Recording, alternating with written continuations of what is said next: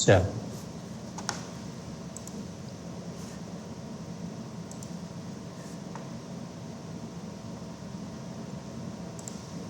ये पूरा स्क्रीन आ रहा है क्या? एक मिनट। हाँ स्क्रीन दिख रहा है। अब आ रहा बस है। इसका परसेंटेज थोड़ा सा बढ़ा लेंगे हाँ आप। ठीक है तो सही है। ओके बढ़ा देता हूँ। बस अभी सही है। सही है अभी? हाँ अभी सही है। शुरू करें राइट सर। और बड़ा कर देता हूँ, ये भी आ जाएगा। Okay sir.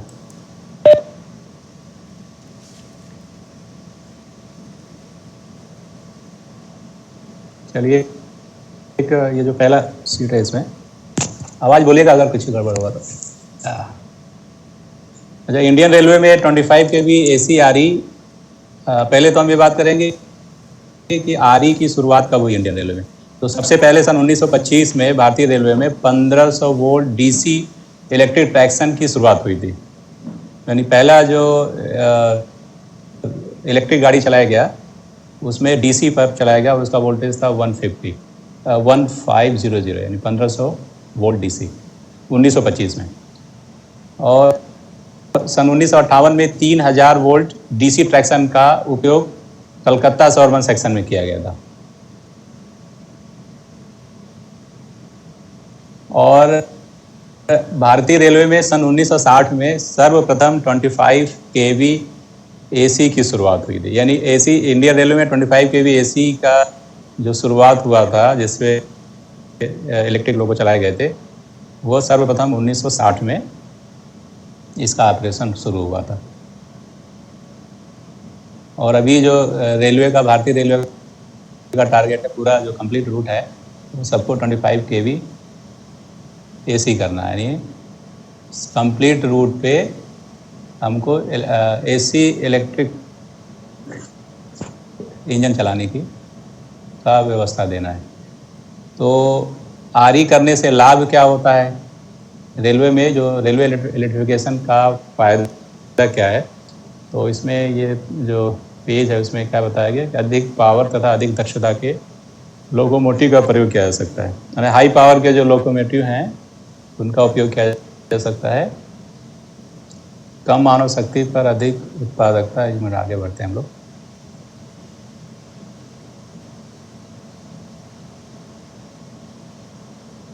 तो नुकसान का है, ठीक है। नुकसान भी यही है कि जो है इंस्टॉलेशन में बहुत खर्चा है। फिर आपका रेगुलर जो इसका जो मेंटेनेंस करने वाला एक एफिशिएंट यानी ट्रेंड स्टाफ चाहिए इसके लिए। और सिग्नलिंग सिस्टम में बदलाव की ज़रूरत पड़ती है। तो हम लोग चूँकि सिग्नलिंग के बारे में बात करें रेलवे इलेक्ट्रिफिकेशन में जो हम सिग्नलिंग सिस्टम लगा रहे हैं उसमें अगर RE होता है तो RE के साथ में हमारे सिग्नलिंग सिस्टम में बदलाव करने पड़ेंगे। तो जो इसका मेन उद्देश्य क्या होगा RE एरिया में सिग्नलिंग सिस्टम RE हो जाने के, जैसे नॉन RE है वहाँ पर जिस प्रकार से सिग्नलिंग सिस्टम काम कर रहा था उसी प्रकार से RE हो जाने के बाद भी नॉर्मल तरीके से काम करता रहे। एक तो ये ऐसा उद्देश्य होगा। दूसरा,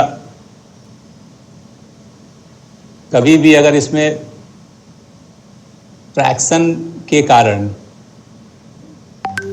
जो कोई भी सिग्नलिंग सिस्टम में फॉल्स इंडिकेशन या अनसेफ ऑपरेशन नहीं होना चाहिए, या अगर इसमें कोई फॉल्ट आता है तो वह अनसेफ साइड फेलियर नहीं होना चाहिए। और तीसरा है जो इसमें काम करने वाले स्टाफ हैं, चाहे ऑपरेटिंग है, SNT है या जो भी रेलवे स्टाफ है, वह उनके लिए डिजाइन सेफ होना चाहिए। तो ये मेन उद्देश्य होगा रेलवे सिग्नलिंग में जब हम क्या क्या बदलाव करेंगे उस हिसाब से। तो इलेक्ट्रिक ट्रैक्शन में जो 25 kV में सप्लाई जो होती है वो 25 kV का होता है और इसकी जो फ्रिक्वेंसी है 50 हर्ट्ज की होती है। और इसमें जो उपयोग में लाया जाने वाला जो सप्लाई होगा सिंगल फेज होता है। इसमें कुछ टेक्नोलॉजी है, शुरुआत की चीज़ें जो उसको हम शॉर्ट में जानने की कोशिश करेंगे। एक पहला चीज़ इसमें दिया हुआ है कि इसमें TSS होता है, ट्रैक्शन सब स्टेशन। तो ट्रैक्शन सब स्टेशन प्रत्येक 40 से 50 किलोमीटर की दूरी पर स्थित होता है। आरई सेक्शन के रूट में 40 से 50 किलोमीटर पर टीएसएस स्थापित किए जाते हैं। जो ट्रैक्शन सब स्टेशन में स्टेट इलेक्ट्रिसिटी बोर्ड के ग्रिड सिस्टम से हाई वोल्टेज, यानी उसमें 220 केवी हो सकता है, या 132 केवी, या 110, या 66 केवी की सप्लाई स्टेट इलेक्ट्रिसिटी बोर्ड से ट्रैक्शन सब स्टेशन पर प्राप्त किया जाता है। ये टीएसएस रेलवे का है और राज्य स्टेट इलेक्ट्रिसिटी बोर्ड से हम वो हाई वोल्टेज की सप्लाई प्राप्त करेंगे, जो 220 या मिनिमम जो है 66 केवी का होगा। और यहाँ पर टीएसएस में स्टेप डाउन ट्रांसफार्मर होता है जो 25 केवी में बदलता है, यानी जो हाई वोल्टेज हमको प्राप्त हुआ है टीएसएस पर स्टेट इलेक्ट्रिसिटी बोर्ड से, उसको स्टेप डाउन ट्रांसफार्मर के थ्रू के माध्यम से 25 किलो वोल्ट में बदला जाता है। और इस 25 किलो वोल्ट की सप्लाई का उपयोग ओवरहेड इक्विपमेंट को फीड देने के लिए किया जाता है। ओवरहेड इक्विपमेंट मतलब जो ट्रैक के साइड लगे हुए जो एचई स्ट्रक्चर है उसको सप्लाई देने के लिए।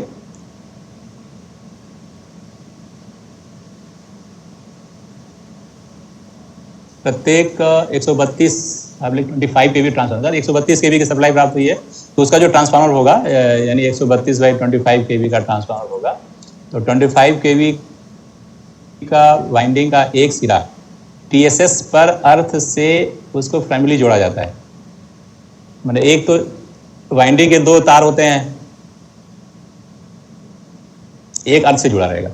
ट्रांसफार्मर के सेकेंडरी साइड में ऑफ लोड टैप चेंजर की व्यवस्था होती है। अब इसमें यहाँ देखिए एक 25 केवी का एक टॉलरेंस दिया हुआ है, कितना उसमें परमिसिबल वेरिएशन जो है परमिसिबल है, तो मान्य है उसके लिए है आपका 25 केवी का -5% से +10%, अर्थात 25 केवी का जो वोल्टेज का जो वेरिएशन है 23.75 किलो वोल्ट से 27.5 किलो वोल्ट के बीच होना चाहिए। ट्रांसमिशन लाइन और सब स्टेशन उपकरणों में आए फॉल्ट को तुरंत आइसोलेट होना सुनिश्चित करने के लिए इसमें सर्किट ब्रेकर होता है, आइसोलेटर्स इत्यादि लगे होते हैं। यहाँ पर एक ये डायग्राम है जिसमें टीएसएस और इस सबके पोजीशन बताई गई है। तो यहाँ हम देखेंगे, अगर कर्सर दिखाई दे रहा हो तो ये टीएसएस में आपका स्टेप डाउन ट्रांसफार्मर दिखाया हुआ है, 132/25 केवी का ट्रांसफार्मर लगा हुआ है, जिसमें हम देखते हैं इसका जो सेकेंडरी सिरा यानी 25 किलो वोल्ट वाला जो वाइंडिंग है वह एक तरफ उसका एक वायर अर्थ के साथ कनेक्टेड है, और जो सप्लाई वाला एक दूसरा जो सिरा है वह फीडिंग पोस्ट के साथ कनेक्टेड है। तो ऐसे जो है टीएसएस लाइन के क्रॉस 40 से 50 किलोमीटर पर स्थित होते हैं। तो पहला अगर टीएसएस मान लीजिए इसमें बी फेज कनेक्टेड है, बी फेज जैसे आर और बी है जैसे यहाँ पे किया हुआ है, तो दूसरे में वो बदल जाएगा। जैसे यहाँ पर देखेंगे, जैसे यहाँ आर और बी फेज है फर्स्ट वाले में, तो सेकंड वाले में आर और वाई फेज कनेक्टेड है। फिर आगे बढ़ेंगे तो वाई और बी फेज जुड़ा हुआ है। तो प्रत्येक 2 टीएसएस के मिडिल में एसपी होता है, sanctioning post, sanctioning and paralleling post बोलते हैं, SP sanctioning and paralleling post. तो जैसे चूंकि ये सिंगल फेज सप्लाई होता है, तो पहला जो टीएसएस है और दूसरे जो टीएसएस है उनका आपस में ब्रिजिंग नहीं होनी चाहिए, आपस में जुड़ाव नहीं होना चाहिए। तो उसको एक दूसरे को आइसोलेट करने के लिए, जैसे मान लीजिए 50 किलोमीटर पर 2 टीएसएस स्थित हैं, तो बीच में लगभग 25 किलोमीटर जब आएगा दूरी, तो वहाँ पर एक न्यूट्रल सेक्शन बनाया जाता है, ताकि दोनों जो डिफरेंट फेज है वो आपस में कनेक्ट नहीं हो, तो उनको आइसोलेट रखने के लिए न्यूट्रल सेक्शन बनाया जाता है। और वहाँ पर जो है एसपी होता है। टीएसएस और एसपी के बीच में कई सारे एसएसपी बनाए जाते हैं। टीएसएस और एसपी के बीच में कई सारे सब सेक्शनिंग एंड पैरेललिंग पोस्ट जो है लगाए जाते हैं। तो ये मेंटेनेंस पर्पज से सप्लाई को आइसोलेट करने के लिए यहाँ पर एसएसपी में उसकी व्यवस्था होती है।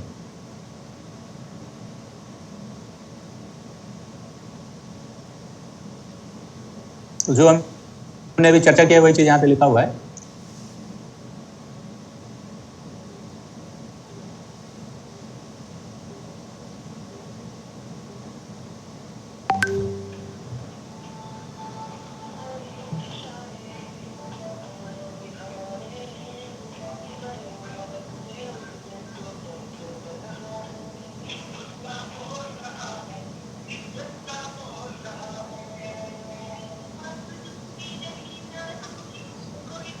ओवरहेड इक्विपमेंट OHC, तो इसमें जो मेन चीज़ें हैं, मुख्य चीज़ें, एक तो कैटनरी और कॉन्टैक्ट वायर होता है। तो ट्रैक के ऊपर ओवरहेड इक्विपमेंट निम्नलिखित से मिलकर बना होता है। पहला इसमें होता है कैटनरी वायर,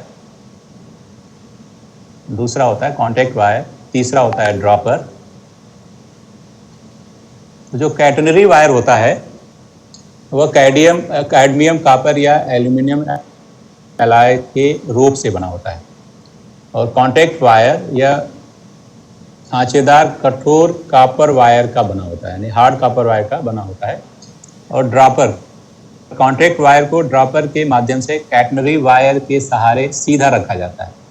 यानी हम देखते हैं कि जो कॉन्टैक्ट वायर होता है वो ट्रैक के क्या बोलते हैं, सीध में चलता है, मीन्स उसके हॉरिजॉन्टल लेवल जो है ट्रैक के लेवल में होना चाहिए। तो उसको मेंटेन करने के लिए ड्रॉपर की व्यवस्था की जाती है, जो कैटनरी वायर के माध्यम से कॉन्टैक्ट वायर को पकड़ के रखता है। तो दो ड्रॉपरों के बीच 9 मीटर से अधिक का क्लियरेंस नहीं होना चाहिए।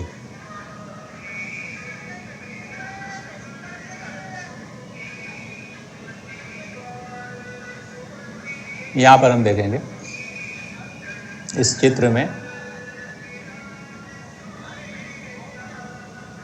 ये आपका है कैटनरी वायर, और इसके नीचे वाला जो रो है ये है कॉन्टैक्ट वायर। और सैग, कॉन्टैक्ट वायर में सैग नहीं हो इसके लिए ये ड्रॉपर लगाए जाते हैं। एक ड्रॉपर यहाँ है, यहाँ दूसरा देखिए लाइन से लगे हैं एक दूसरे के पीछे सीध में। तो इनके बीच का जो दूरी है, यानी दो ड्रॉपरों के बीच की दूरी 9 मीटर से कम नहीं होना चाहिए, 9 मीटर से अधिक नहीं होनी चाहिए।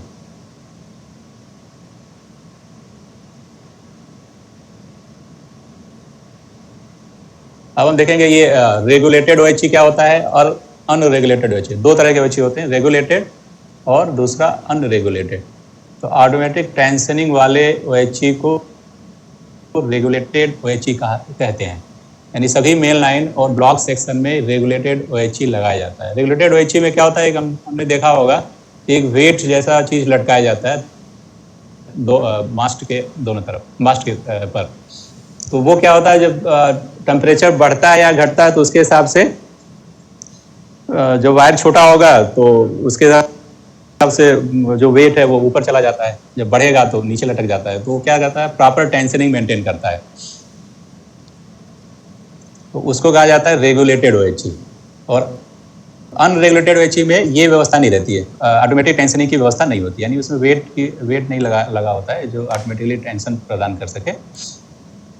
तो जो कम महत्व वाली लाइनें हैं, आइसोलेटेड यार्ड हैं, वहाँ पर इकोनॉमी के लिए अनरेगुलेटेड OHC का OHC लगाई जाती है। अब इसमें हम देखेंगे कॉन्टैक्ट वायर की ऊंचाई।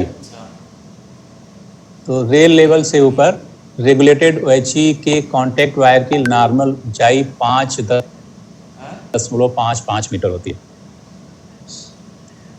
ये वाला क्वेश्चन तो शायद हमको लगता है ये किसी LDC एग्जाम में पूछा भी गया था। घर पे ही खड़ी है, बाहर निकालनी पड़ेगी।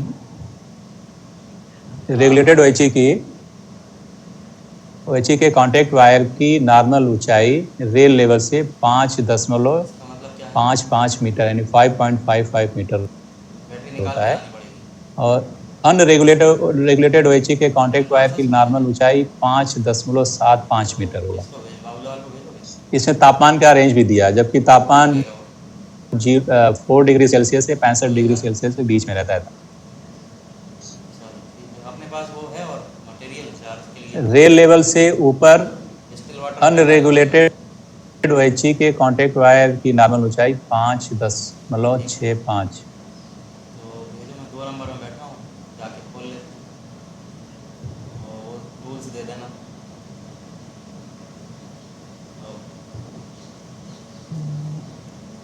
इसमें तापमान का वेरिएशन दिया है 15 डिग्री सेल्सियस से 65 डिग्री, यानी अगर ये इस तापमान में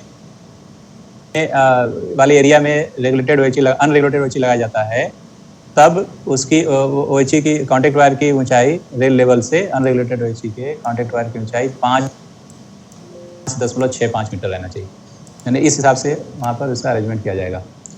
ब्रॉड गेज में पुल के नीचे यानी ब्रिज के नीचे रेल लेवल से ऊपर OHE के कॉन्टैक्ट वायर की न्यूनतम ऊंचाई 4.65 मीटर होना चाहिए।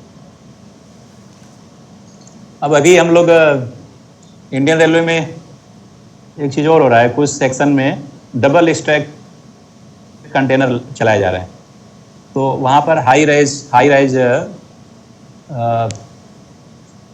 OHE स्ट्रक्चर खड़े किए जा रहे हैं। तो जहाँ पे हाई राइज OHE स्ट्रक्चर है, उसकी रेल लेवल से ऊंचाई कॉन्टैक्ट वायर की जो ऊंचाई होगी वो 7.57 मीटर है। ये आप लोग लिख सकते हैं इसको, इसमें आपको प्रेजेंटेशन में नहीं है। हाई राइज कॉन्टैक्ट वायर की रेल लेवल से ऊंचाई, नॉर्मल ऊंचाई 7.57 मीटर, 7.57 मीटर।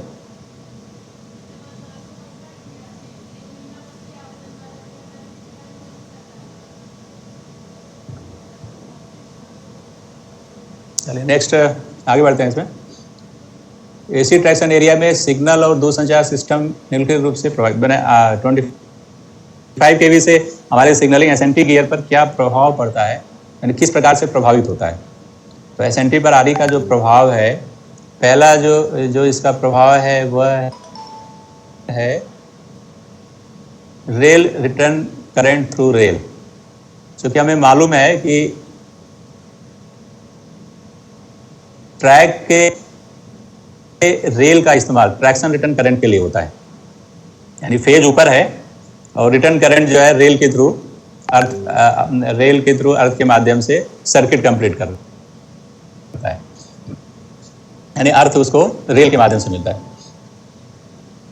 तो जहाँ पर ट्रैक सर्किट नहीं है वहाँ कोई दिक्कत नहीं है, लेकिन जैसे स्टेशन यार्ड है या कहीं पर भी रेलवे पोर्शन में, ट्रैक पोर्शन में अगर ट्रैक सर्किट आ रहा है, तो इस ट्रैक्शन रिटर्न करंट का प्रभाव हमारे ट्रैक सर्किट के फंक्शन पर पड़ेगा। तो एक पहला प्रभाव हो गया रिटर्न करंट थ्रू रेल। दूसरा इसमें इंडक्शन इफेक्ट होता है। तो इंडक्शन इफेक्ट दो तरह के होते हैं, एक तो आपका इलेक्ट्रोस्टैटिक इंडक्शन और दूसरा इलेक्ट्रोमैग्नेटिक इंडक्शन। तो इलेक्ट्रोस्टैटिक और इलेक्ट्रोमैग्नेटिक इन दोनों के कारण जो हमारे केबल हैं या इक्विपमेंट हैं उसमें अनवांटेड यानी जो सिग्नलिंग गियर के फंक्शन को कार्य को प्रभावित कर सकते हैं, वैसा वोल्टेज उसमें प्रेरित होता है।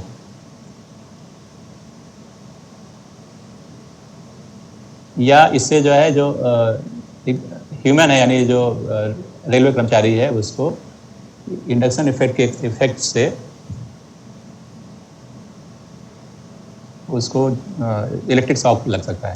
तो दूसरी बात ये होगी। तीसरा जो प्रभाव होता है इलेक्ट्रिकल एंड सिग्नल क्लियरेंस, और चौथा है विजुअलिटी ऑफ सिग्नल। ये चार बातें इसमें हैं कि traction current through rail, induction effect दो तरह के होंगे, इलेक्ट्रोस्टैटिक इंडक्शन और इलेक्ट्रोमैग्नेटिक इंडक्शन। और नेक्स्ट जो है इलेक्ट्रिकल एंड सिग्नल क्लियरेंस और विजिबिलिटी ऑफ सिग्नल। तो पहले हम इस पे चर्चा करेंगे। शुरुआत इसमें करेंगे कि स्ट्रे करंट क्या होता है। तो स्ट्रे करंट जो है पृथ्वी में संसार के बहुत सारे भागों के मिट्टी में विशेष रूप से पथरीली मिट्टी में प्राकृतिक धारा या नेचुरल करंट्स प्रवाहित होती रहती हैं। तो ये करंट आंशिक रूप से इलेक्ट्रोलाइटिक एक्शन द्वारा तथा आंशिक रूप से अज्ञात कारणों द्वारा अज्ञात दूसरे कारणों से बहते हैं। तो डीसी ट्रैक सर्किट के ट्रैक रिले की इस स्ट्रे करंट से पिकअप होने की संभावना रहती है।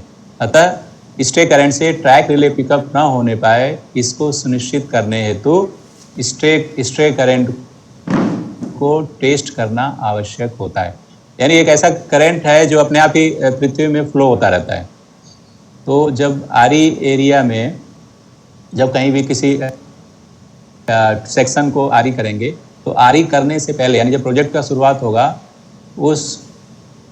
उसके पहले स्ट्रे करंट को नापना जरूरी है। खास करके पथरीली जो सेक्शन है वहाँ पर इसकी संभावना स्ट्रे करंट की और स्ट्रे वोल्टेज की ज़्यादा संभावना रहती है। तो स्ट्रे करंट की कुछ सीमा बताई है रेलवे ने कि कितना होना चाहिए और कैसे उसको नापा जाता है।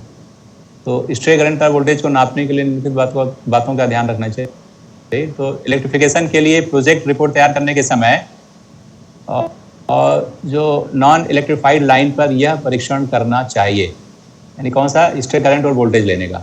यदि यहाँ ट्राई सर्किट मौजूद हो तो गलत रीडिंग से बचने हेतु उन्हें डिस्कनेक्ट कर देना चाहिए। ट्राई सर्किट पहले से है नॉन एसी आरी एरिया में, तो उस ट्रैक सर्किट से गलत रीडिंग नहीं मिले, इसके लिए पहले TFTR इनको डिस्कनेक्ट कर देना चाहिए, तब इसका मेजरमेंट करना चाहिए। फिर ट्रैक सेक्शन के दोनों तरफ 5 ओम से कम मान का अर्थ लगाकर रेल से कनेक्ट करना चाहिए। नीचे हम चित्र है उसको देखेंगे। स्ट्रे करंट और वोल्टेज DC होता है और इस परीक्षण को 3 दिन तक तथा दिन में 3 बार सुबह, दोपहर एवं शाम करना चाहिए। यानी स्ट्रे करंट और वोल्टेज को नापने के लिए दिन में 3 दिन तक करना है और प्रत्येक दिन 3 बार सुबह, दोपहर, शाम इस करंट को मेजर किया जाता है। तो स्ट्रे करंट का मेजरमेंट कैसे करेंगे, इसके लिए यहाँ पर हम देखेंगे। तो DC, चूंकि ये DC करंट होता है तो इसमें DC एम्पियर मीटर का प्रयोग किया जाएगा। यहाँ हम चित्र देखते हैं कि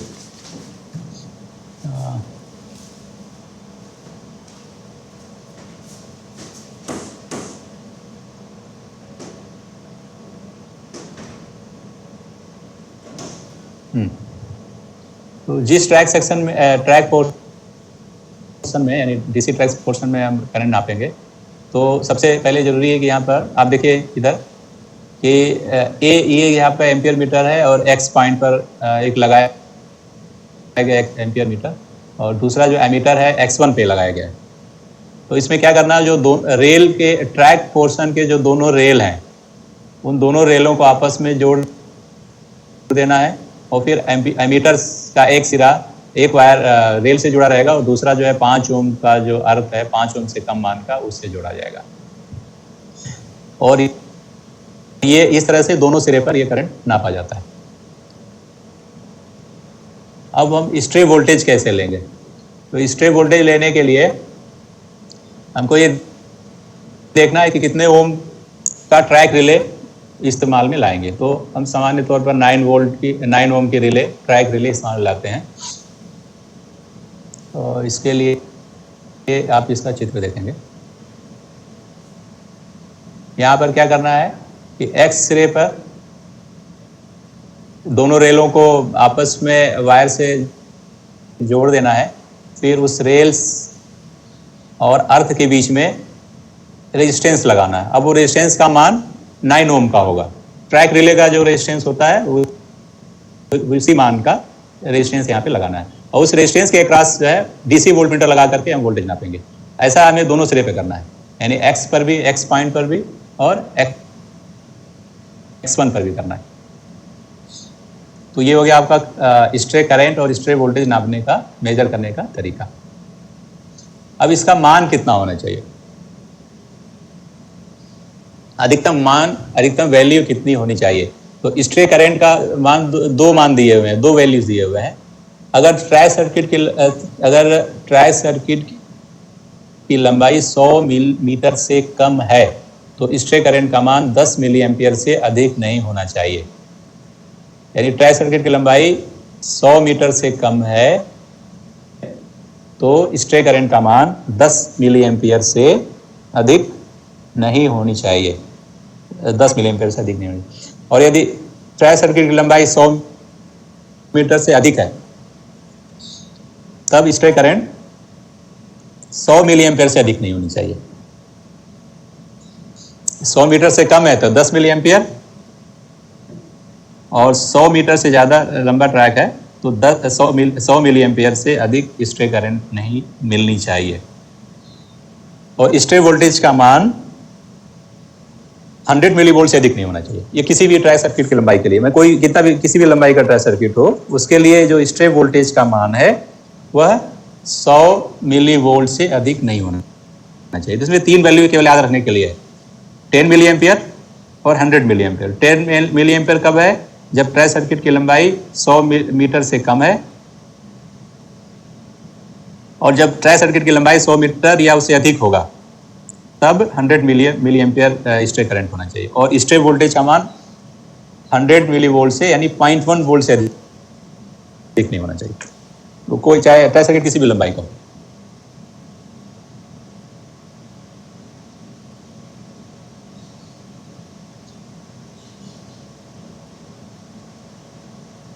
अब बात यह आती है कि अगर मान लीजिए कि जो आपका स्ट्रे करंट या वोल्टेज जो सीमा बताई गई है उससे अधिक है, तो इस केस में ट्राई सर्किट की लंबाई को छोटा करना पड़ेगा, छोटा रखना पड़ेगा, अथवा वहां पर एक्सेल काउंटर या AFTC का प्रयोग कर सकते हैं।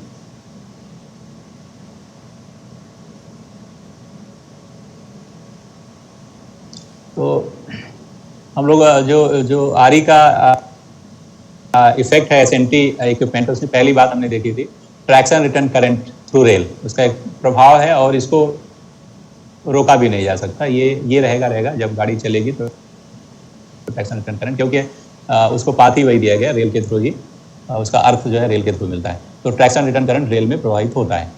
तो अब इसमें बात यह है कि इलेक्ट्रिफाइड सेक्शनों में निम्नलिखित में से किसी एक ट्रैक डिटेक्शन का प्रयोग करना चाहिए। तो ट्रैक डिटेक्शन डिवाइस हम लोग 3 तरह का उपयोग में लाते हैं। एक तो DC ट्रैक सर्किट होता है, दूसरा ऑडियो फ्रिक्वेंसी ट्रैक सर्किट और तीसरा एक्सेल काउंटर। तो अगर हम DC track circuit RE area में प्रयोग में ला रहे हैं तो वो single rail DC track circuit होनी चाहिए, यानी RE एरिया में जो ट्रैक सर्किट होगा वह single rail DC track circuit होता है। तो DC single rail track circuit सामान्यतः बिना ट्रैक सर्किट वाले क्षेत्रों में ट्रैक्शन रिटर्न करंट हेतु दोनों रेल का उपयोग किया जाता है। मतलब जहाँ पर RE एरिया है और जैसे ब्लॉक सेक्शन मान लीजिए वहाँ पर ट्रैक सर्किट नहीं है तो ट्रैक्शन रिटर्न करंट के लिए दोनों रेल का उपयोग किया जाता है। Single rail DC track circuit में केवल एक रेल का उपयोग ट्रैक्शन रिटर्न करंट हेतु किया जाता है, जबकि दूसरे रेल को ट्रैक सर्किट के कार्य हेतु इंसुलेट रखा जाता है। जिस रेल को ट्रैक्शन रिटर्न करंट हेतु रिजर्व रखा गया है उसे अनइंसुलेटेड रेल भी कहा जाता है।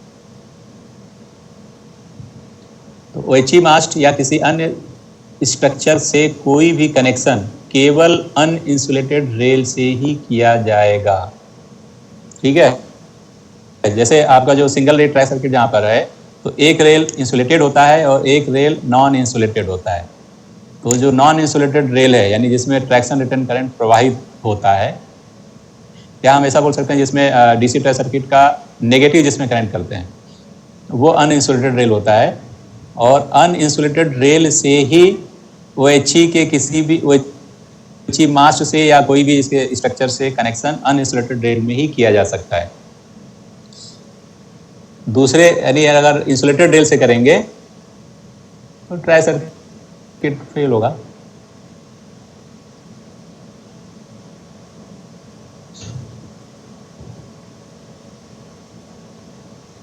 यह पाया गया है कि 250 एम्पियर ट्रैक्शन रिटर्न करंट पर रेल में प्रत्येक 90 मीटर में 10 वोल्ट का वोल्टेज ड्रॉप होता है। मैंने स्टडी की गई है, उसमें यह पाया गया है कि 250 एम्पियर अगर ट्रैक्शन रिटर्न करंट प्रवाहित होता है तो रेल में 90 मीटर पर 10 वोल्ट का ड्रॉप होता है, 10 वोल्टेज का ड्रॉपेज होता है। तो रेल में ट्रैक्शन रिटर्न करंट के कारण डीसी ट्रैक सर्किट में किए जाने वाले मॉडिफिकेशन,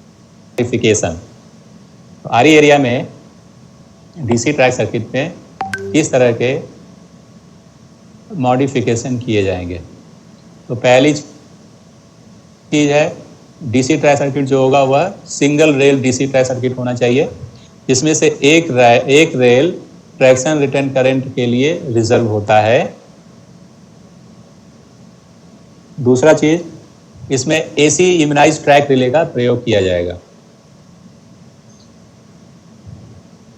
एसी, अब तीसरी बात होगी कि इसमें केवल 9 ओम ट्रैक रिले का प्रयोग किया जाएगा।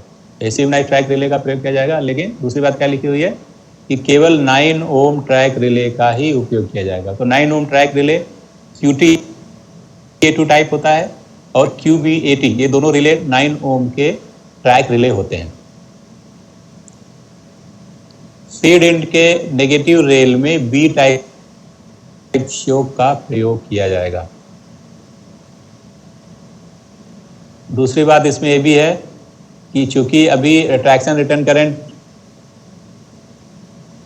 पहले और अब में फ़र्क हो गया, अभी ट्रैक्शन रिटर्न करंट का मान बढ़ गया है, तो इसमें सेफ्टी के लिए ट्रैक रिले के फीड एंड के साथ में ट्रैक रिले एंड पर भी बी टाइप चोक का प्रयोग किया जाएगा। यानी जो डीसी ट्रैक सर्किट है, single rail DC track circuit RE area में, उसमें फीड में तो लगाना ही है B type choke, relay end में भी बी टाइप चोक लगाया जाएगा, जो अभी लगाया भी जा रहा है। यानी टीएफ और टीआर दोनों एंड में बी टाइप चोक लगेगा। बी टाइप चोक का जो जिसके पैरामीटर हैं, इसका जो इम्पीडेंस है वह 120 ओम होता है और रेजिस्टेंस 3 ओम होता है। यानी जो आपका इसका जो डीसी रेजिस्टेंस है, यानी केवल प्योर रेजिस्टेंस, वो 3 ओम है, और एसी रेजिस्टेंस यानी इसमें दोनों मिला के हो गया, इंडक्टिव इम्पीडेंस और प्लस रेजिस्टेंस मिला करके, यानी जो इम्पीडेंस है वह उसके रेजिस्टेंस का कितना हो गया, 40 गुना होता है। यानी एसी करंट को रोकने के लिए 40 गुना सक्षम है।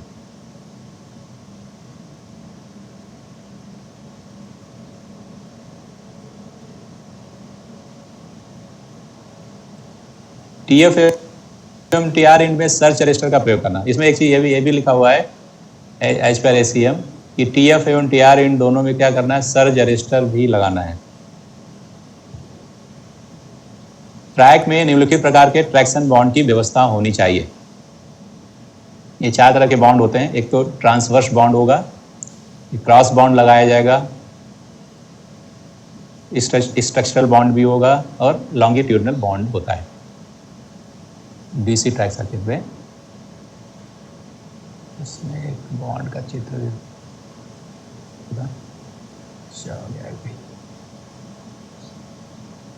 तो रेल में ट्रैक्शन रिटर्न करंट के कारण डीसी ट्रैक सर्किट में किए जाने वाले संशोधन, वही आगे चीज आगे बढ़ाया हुआ है। 8वां पॉइंट, इसमें ट्रैक रिले की फर्स्ट टीपीआर QSPA1 होनी चाहिए, है ना। आरई एरिया में जो पहली रिले टीपीआर होगी वह QSPA1, Q series slow to pickup AC immunized relay होनी चाहिए। आरई एरिया में डीसी ट्रैक सर्किट की अधिकतम लंबाई पीएससी स्लीपर के साथ, हम चूंकि पीएससी स्लीपर ही यूज करते हैं, एल्कोडेन स्लीपर तो उपयोग में लाना बंद कर दिया गया है, तो वही उसी के बारे में यहाँ पे लिखा हुआ है। तो आरई एरिया में डीसी ट्रैक सर्किट की अधिकतम लंबाई ब्लॉक सेक्शन में 450 मीटर जब QT-A2 ट्रैक रिले प्रयोग में लाया जाएगा। यार्ड सेक्शन में 350 मीटर QT-A2 ट्रैक रिले के साथ।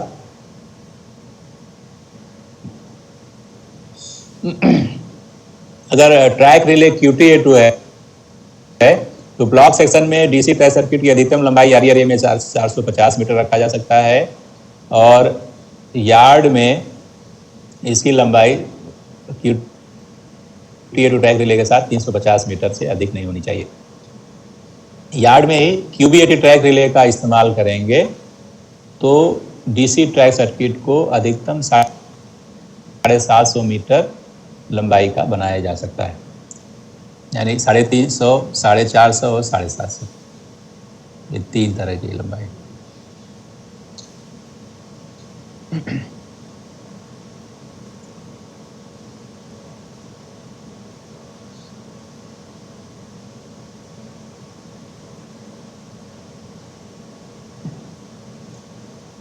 Traction bonding.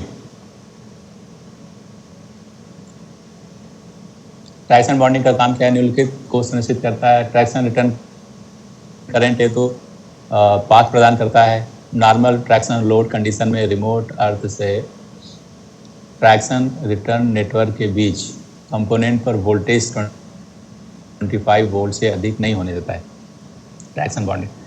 फिर आपका ट्रैक्शन शॉर्ट सर्किट कंडीशन में वोल्टेज 430 वोल्ट से अधिक नहीं होने देगा, ये भी इसका काम है।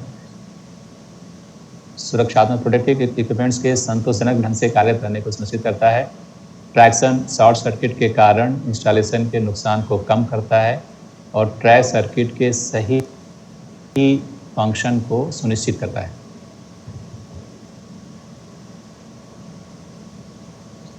ट्रैक्शन बॉन्ड, 5 तरह के ट्रैक्शन बॉन्ड हैं। ट्रांसवर्स बॉन्ड, क्रॉस बॉन्ड और स्ट्रक्चरल बॉन्ड, लॉन्गिट्यूडनल बॉन्ड और नेक्स्ट है शन बॉन्ड। तो हम इसमें देखेंगे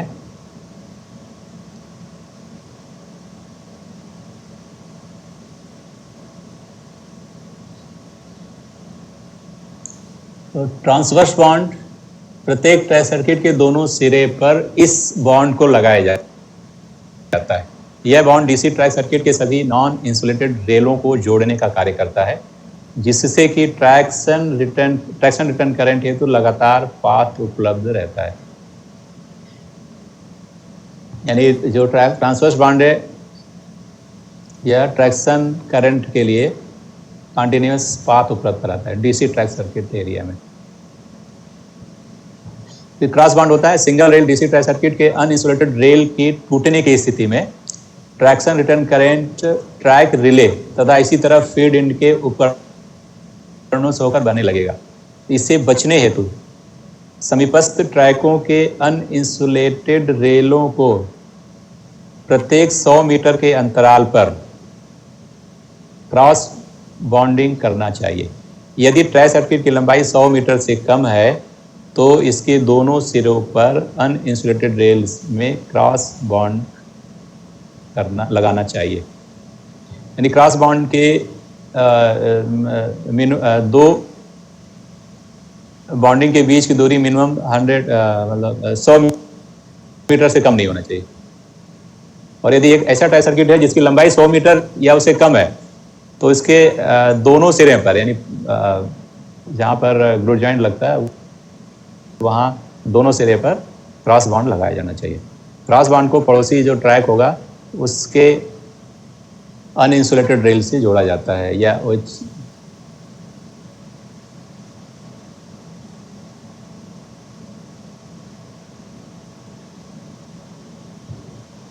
सिंगल लाइन सेक्शन में यार्ड के सबसे बाहरी पॉइंटों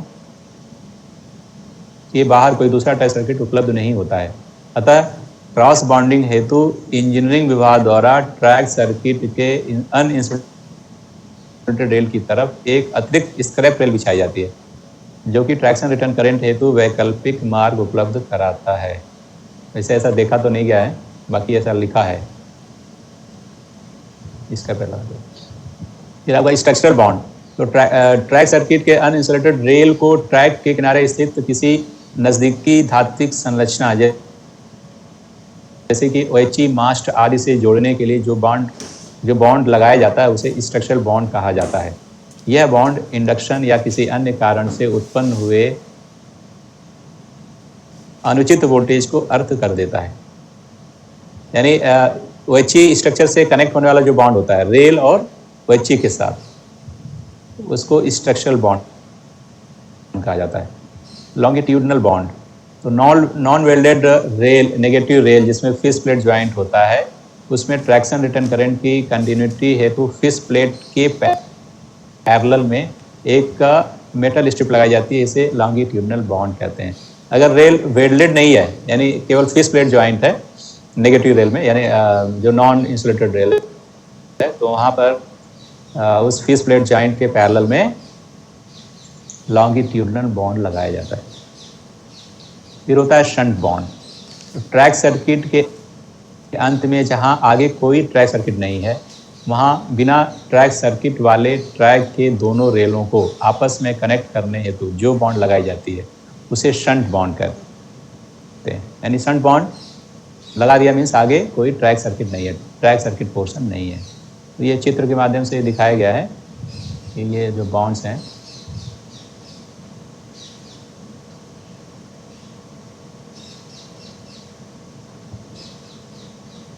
तो ये जो ये बॉन्ड है, ये हो गया आपका ट्रांसवर्स बॉन्ड,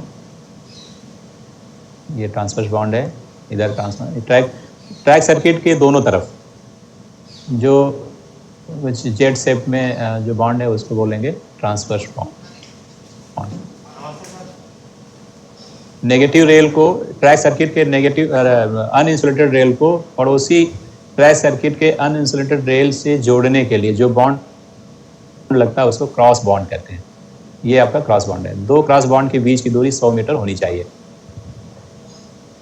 फिर आपका है longitudinal bond, fish plate joint. Negative rail में यानी अनइंसुलेटेड रेल में जो फिश प्लेट ज्वाइंट होता है उसके पैरेलल में जो बॉन्ड लगाया जाता है उसको लॉन्गिट्यूडनल बॉन्ड कहते हैं। और ट्रैक सर्किट जहाँ पे ख़त्म हो जाता है उसमें लगाया जाने वाला बॉन्ड शंट बॉन्ड कहलाता है।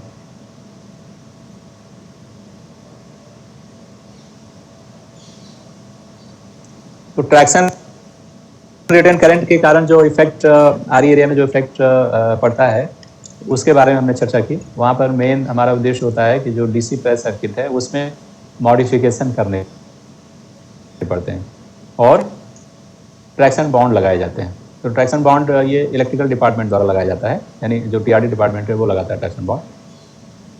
और बाकी जो ट्रैक सर्किट के मॉडिफिकेशन वो एसएनटी डिपार्टमेंट को करना होता है। तो इसमें जो मुख्य जो बिंदु है जो ध्यान रखने की बात है, एक तो इसमें जो रिस्ट्रिक्शन है वो तो डीसी प्रेस, पहली बात तो क्या हो गया कि वहाँ पर एसी इम्यूनाइज्ड ट्रैक रिले का इस्तेमाल किया जाएगा। सिंगल रेल ट्रैक सर्किट होनी चाहिए। जो एसी इम्यूनाइज्ड ट्रैक रिले है वो केवल 9 ओम का होना चाहिए, यानी QT82 टाइप या QB80 ट्रैक रिले प्रयोग में लाया जाएगा। फिर इसमें आपका बी टाइप चोक TF इन पे भी लगाना है, TR इन पे भी लगाना है। जो बी टाइप चोक है उसका जो पैरामीटर है जेड, यानी इसका इम्पीडेंस होता है 120 ओम और रेजिस्टेंस होता है 3 ओम। फिर फर्स्ट TPR वह QB80 होना चाहिए। फर्स्ट TPR कौन सी होनी चाहिए? QSPA1 रिले ही होनी चाहिए। बॉन्ड्स जो है इसमें 4 तरह के बॉन्ड्स प्रयोग में लाए जाएंगे आवश्यकता के अनुसार, है ना। जो एक तो आपका ट्रांसवर्स बॉन्ड होगा ही होगा, स्ट्रक्चर बॉन्ड भी होगा, स्ट्रक्चरल बॉन्ड। फिर आपका क्रॉस बॉन्ड होता है। तो 2 क्रॉस बॉन्डों के बीच की दूरी मिनिमम 100 मीटर से कम नहीं होनी चाहिए। 100 मीटर पे 2 क्रॉस बॉन्ड होने चाहिए। और स्ट्रक्चरल बॉन्ड OHE मास्ट से जोड़े जाने वाला जो मास्ट होता है वो उसको कहते हैं स्ट्रक्चरल बॉन्ड। और जहाँ पर डीसी ट्रैक सर्किट एरिया नहीं है वहाँ पर शंट बॉन्ड लगाया जाता है।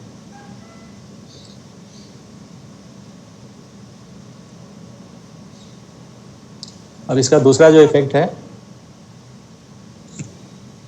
वह है इंडक्शन इफेक्ट। तो इंडक्शन इफेक्ट हमने देखा दो तरह के इंडक्शन इफेक्ट होते हैं। एक है आपका इलेक्ट्रोस्टैटिक इंडक्शन और दूसरा है इलेक्ट्रोमैग्नेटिक इंडक्शन।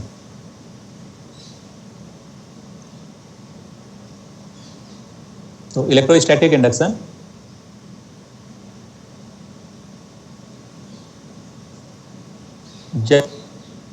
जब एक किसको कहा जाता है, जब चार्ज हुई वस्तु के पास बिना चार्ज हुई वस्तु को लाया जाता है तो वह कुछ चार्ज प्राप्त कर लेता है। इसे ही इलेक्ट्रोस्टैटिक इंडक्शन कहते हैं।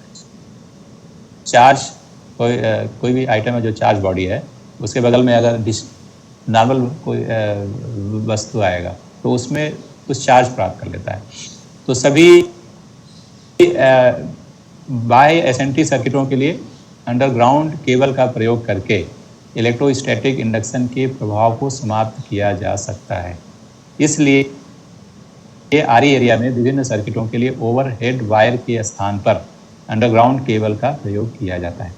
तो जो इलेक्ट्रोस्टैटिक इंडक्शन है, यानी जो चार्ज होने वाला जो इंडक्शन इफेक्ट है, यानी इलेक्ट्रोस्टैटिक इफेक्ट, उसको नलीफाई करने के लिए ओवरहेड स्ट्रक्चर यानी जो भी केबल है वह केबल है या सप्लाई ले जाने के लिए या किसी सर्किट को चलाने के लिए ओवरहेड स्ट्रक्चर का प्रयोग नहीं करते हैं आरई एरिया में। उसके लिए अंडरग्राउंड केबल का इस्तेमाल किया था। अंडरग्राउंड केबल को अंडरग्राउंड कर देने से इलेक्ट्रोस्टैटिक जो इफेक्ट है वह लगभग समाप्त हो जाता है।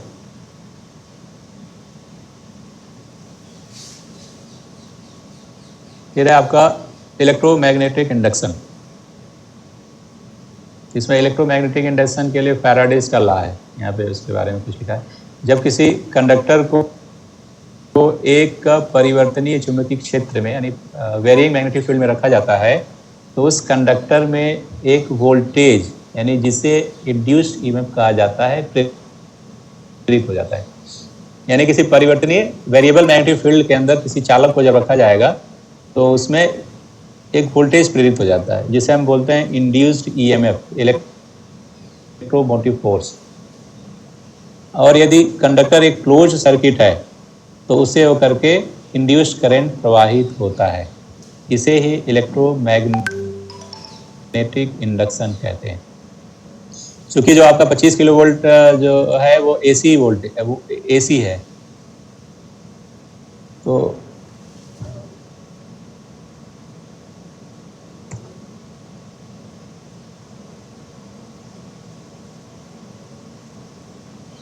जब एक कंडक्टर से होकर करंट प्रवाहित होता है तो उस कंडक्टर के चारों ओर एक चुंबकीय क्षेत्र उत्पन्न हो जाता है। यदि यह करंट एसी है तो उत्पन्न चुंबकीय क्षेत्र भी परिवर्तनीय होगा। इस प्रकार एसी ट्रैक्शन ओवरहेड सिस्टम द्वारा एक परिवर्तनीय चुंबकीय क्षेत्र स्थापित होता है और उस परिवर्तनीय चुंबकीय क्षेत्र में कोई भी मैग्नेटिक स्ट्रक्चर आएगा या कोई भी चालक आएगा तो उसमें इंडक्शन इफेक्ट की वजह से यानी परिवर्तनीय चुंबकीय क्षेत्र की वजह से उसमें वोल्टेज प्रेरित होता है।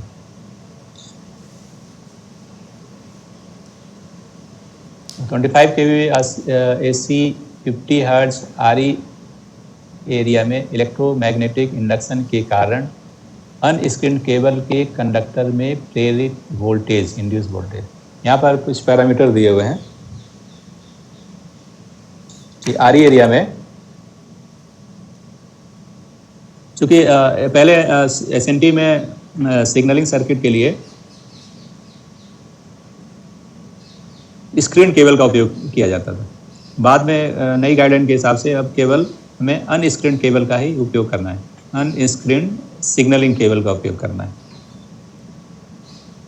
तो जो अनस्क्रीन्ड सिग्नलिंग केबल के कारण केबल में 25 kV AC आरई एरिया में जो इंड्यूस्ड वोल्टेज का मान है वह कितना होता है, ये इस चार्ट में दिखाया गया है। डबल लाइन में 95 वोल्ट पर किलोमीटर, जिसमें माना गया है कि कैटेगरी करंट 1000 एम्पियर होगा। तो ये 95 वोल्ट पर किलोमीटर है और डबल लाइन में 116 वोल्ट पर किलोमीटर।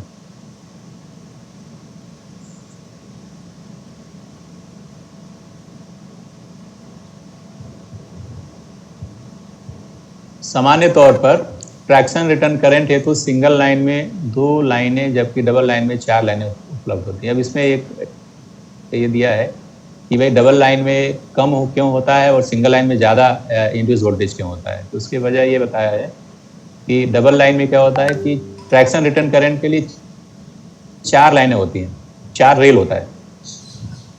जबकि सिंगल लाइन में केवल 2 ही लाइन उपलब्ध होता है।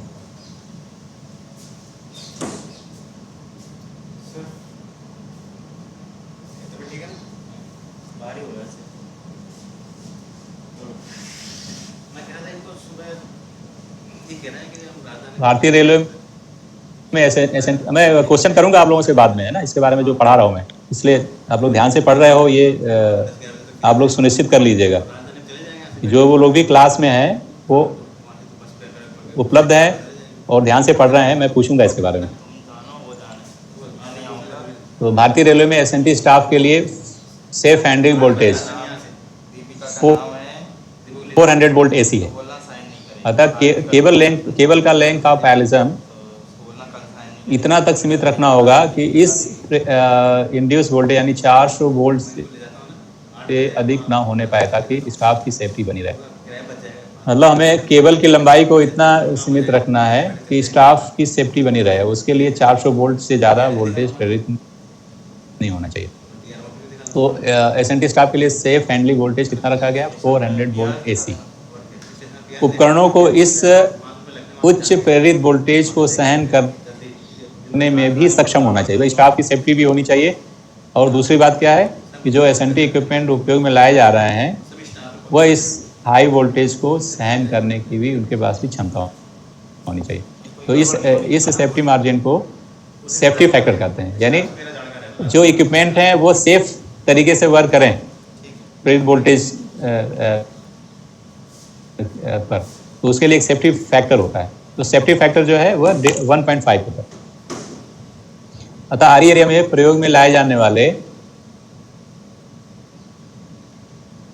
प्रयोग लाए जाने वाली एसी वोल्टेज सहन करने की क्षमता कम से क्या 400 गुणे 1.5, यानी 400 तो हो गया आपका सेफ हैंडलिंग वोल्टेज और सेफ्टी फैक्टर हो गया 1.5 गुना यानी 1.5। तो 600 वोल्ट एसी होनी चाहिए। आरई एरिया में जो एसएनटी उपकरण प्रयोग में लाए जाएंगे उनकी सहन करने की एसी वोल्टेज सहन करने की क्षमता 600 वोल्ट एसी होनी चाहिए। इस प्रकार सेफ हैंडलिंग वोल्टेज यानी 400 वोल्ट एसी एवं फैक्टर ऑफ सेफ्टी 1.5 को ध्यान में रखते हुए डीसी सर्किटों, यहाँ पर डीसी ट्राई सर्किट की बात नहीं हो रही है, डीसी सर्किट की बात हो रही है। डीसी सर्किटों की अधिकतम लंबाई क्या होगी वो यहाँ पर चार्ट में दिखाया गया है। तो एक काम करते हैं, अभी हम लोग 1 घंटा हो गया हमको लगता है, 10 मिनट का ब्रेक रखते हैं, ठीक है? कितना बज रहा है? 15:50। 4 बजे मिलते हैं। Hello, okay sir. हाँ 4 बजे वापस आप लोग प्रेजेंट रहिएगा। ठीक है सर। ओके।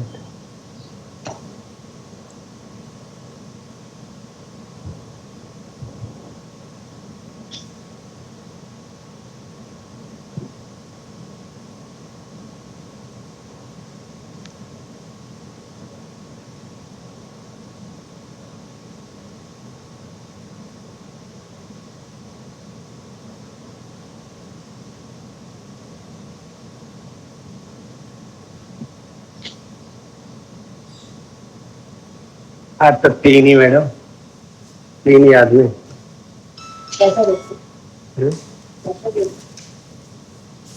इसलिए बोलो 3 ही आदमी नहीं, मैं आज कैसे दूंगा? पैसे बोलूंगी हम आदमी होते तब मंगाते हैं। नहीं बोलो नहीं मैं ऐसा काम नहीं करने वाला था। मैं ऐसा काम नहीं मैं ऐसा काम नहीं करने वाला नहीं। तो फिर मैं बदनाम हूँ क्या? कम होते तुमसे।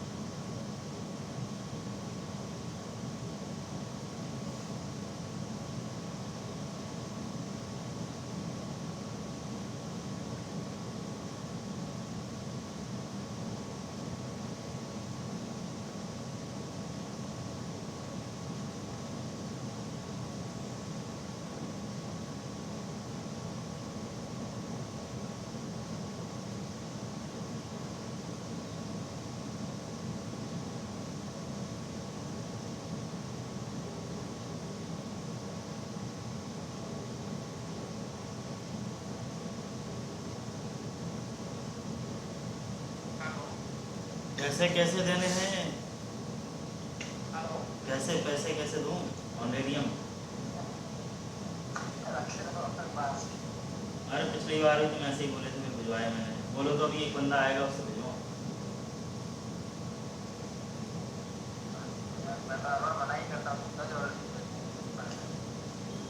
तुम आओगे तो फिर अच्छा लगेगा कि आओ तो फिर पार्टी करेंगे।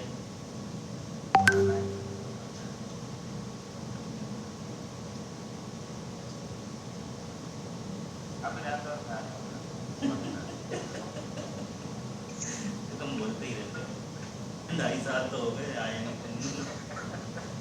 अभी अच्छा मौका था, यदि ये क्लास ऐसी होती ना यहाँ पे तो आ सकते थे। चलो ठीक।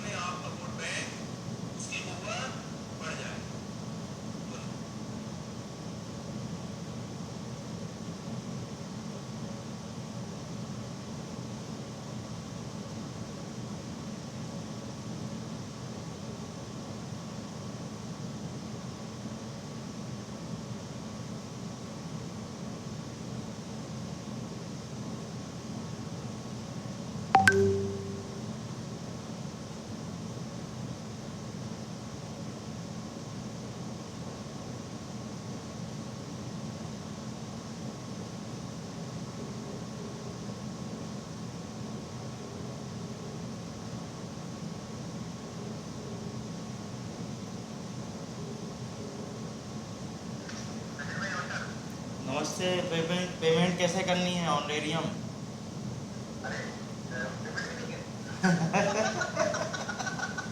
हाँ भाई, यहाँ के नियम के हिसाब से तो है ना, तो देना है। कोई यूपीआई नंबर है क्या? एक मिनट। 9510 494233। मैं बोल रहा हूँ 9510 494233। क्या है इस पे?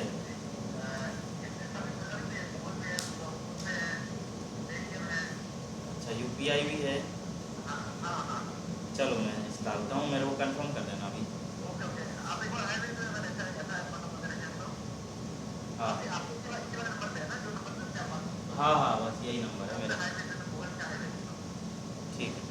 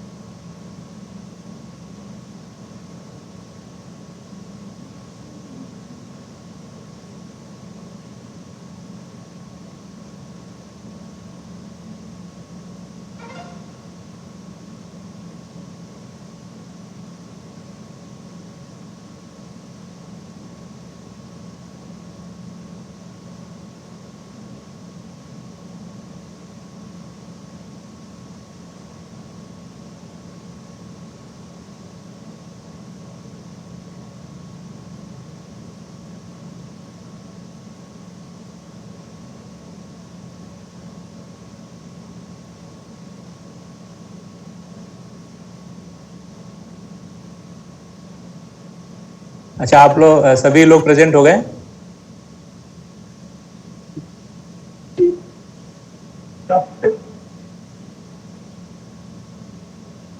आप जो लोग आ गए हैं वो आपका आवाज है मुझे तो पता चल जाएगी। जी सर, आ गए सर। हाँ, आ गए, लगभग आ गए होंगे सर। अच्छा हेलो। Okay, right. तो फिर शुरू करता हूँ मैं ना। लगभग आ गए होंगे सर सभी लोग। राइट, ठीक है। ओके, ठीक है, शुरू करते हैं फिर।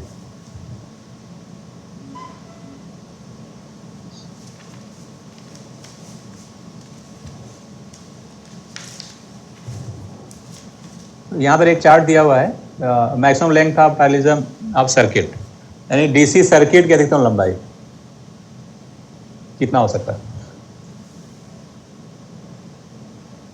तो जैसे QnA1 रिले के साथ में, जिसकी AC यूनिटी जो है 1000 वोल्ट होती है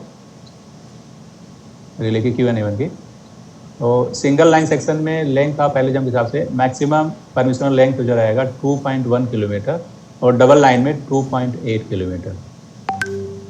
इसका मतलब यह है कि अगर कोई डीसी सर्किट के लिए सप्लाई जा रही है, जैसे मान लीजिए हम HPR और DPR का प्रयोग करते हैं, लोकेशन बॉक्स में पिकअप कराते हैं, तो उसको हम अधिकतम कितनी दूरी तक बिना किसी सर्किट में मॉडिफिकेशन किए हुए हमको सीधे केबल के थ्रू ले जा सकते हैं। तो सिंगल लाइन में 2.1 किलोमीटर तक और डबल लाइन में जैसे 2.8 किलोमीटर तक सीधा 24 वोल्ट की सप्लाई भेज करके हम HPR या DPR को या TPR को पिकअप करा सकते हैं। अगर ये आपका K50 relay B1 type relay होती है जिसकी AC यूनिटी 170 वोल्ट होता है, उसके लिए लेंथ ऑफ पैरेललिज्म 1 किलोमीटर है सिंगल लाइन में, डबल लाइन में 1.2 किलोमीटर है। और K50 रिले तीसरे प्रकार की है जो 130 वोल्ट AC यूनिटी होता है। उसमें सिंगल लाइन में 750 मीटर तक और डबल लाइन में 900 मीटर तक बिना किसी मॉडिफिकेशन के हम सीधे उस DC रिले को पिकअप करा सकते हैं लोकेशन बॉक्स में, या लोकेशन बॉक्स से रिले रो में, या आगे रिपीट करने का होगा। जैसे आपका IBS में हम रिले रिपीट कराते हैं, तो अगर उससे ज़्यादा दूर है तो फिर हमें कटिंग रिले बनाना पड़ता है।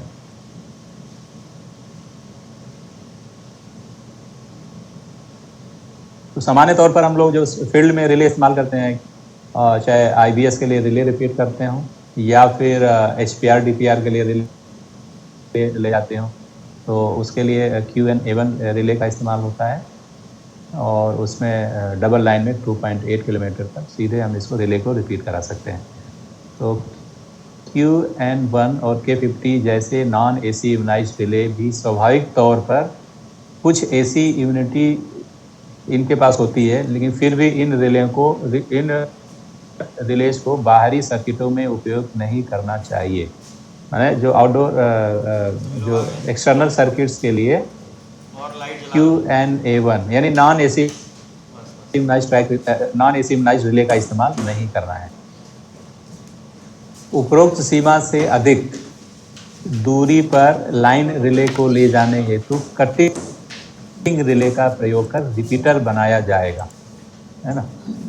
अगर सिंगल लाइन में 2.1 किलोमीटर से QN-A1 रिले का प्रयोग हो रहा है, तो सिंगल लाइन में 2.1 किलोमीटर से अधिक दूर ले जाना है, डबल लाइन में 2.8 किलोमीटर से अधिक दूर तक रिपीट कराना है, तो कटिंग रिले बनाना पड़ेगा इस दूरी के बाद।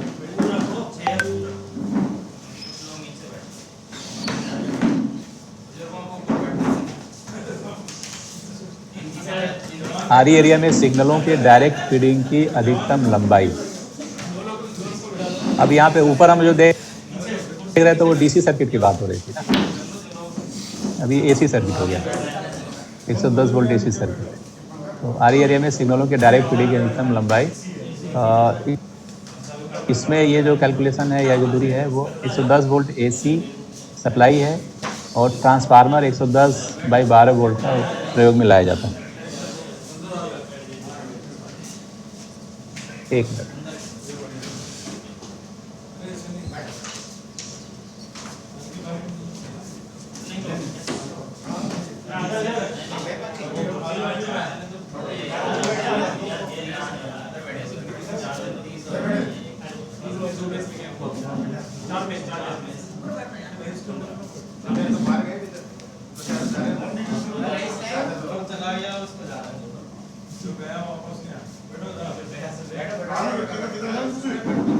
हाँ सॉरी भाई, आया।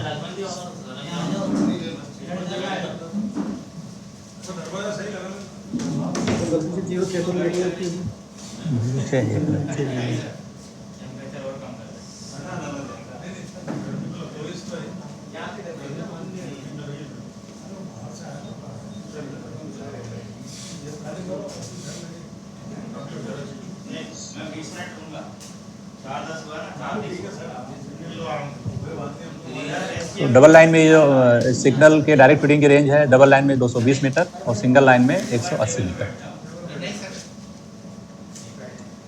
अच्छा, ये जो 220 मीटर है और 180 मीटर है, इस पैरामीटर को चूंकि हम आजकल LED सिग्नल का उपयोग करते हैं, LED लगाते हैं, तो भी इस पैरामीटर में कोई बदलाव नहीं किया गया है रेलवे द्वारा। तो यही पैरामीटर अभी भी हम LED के साथ भी प्रयोग में ला रहे हैं।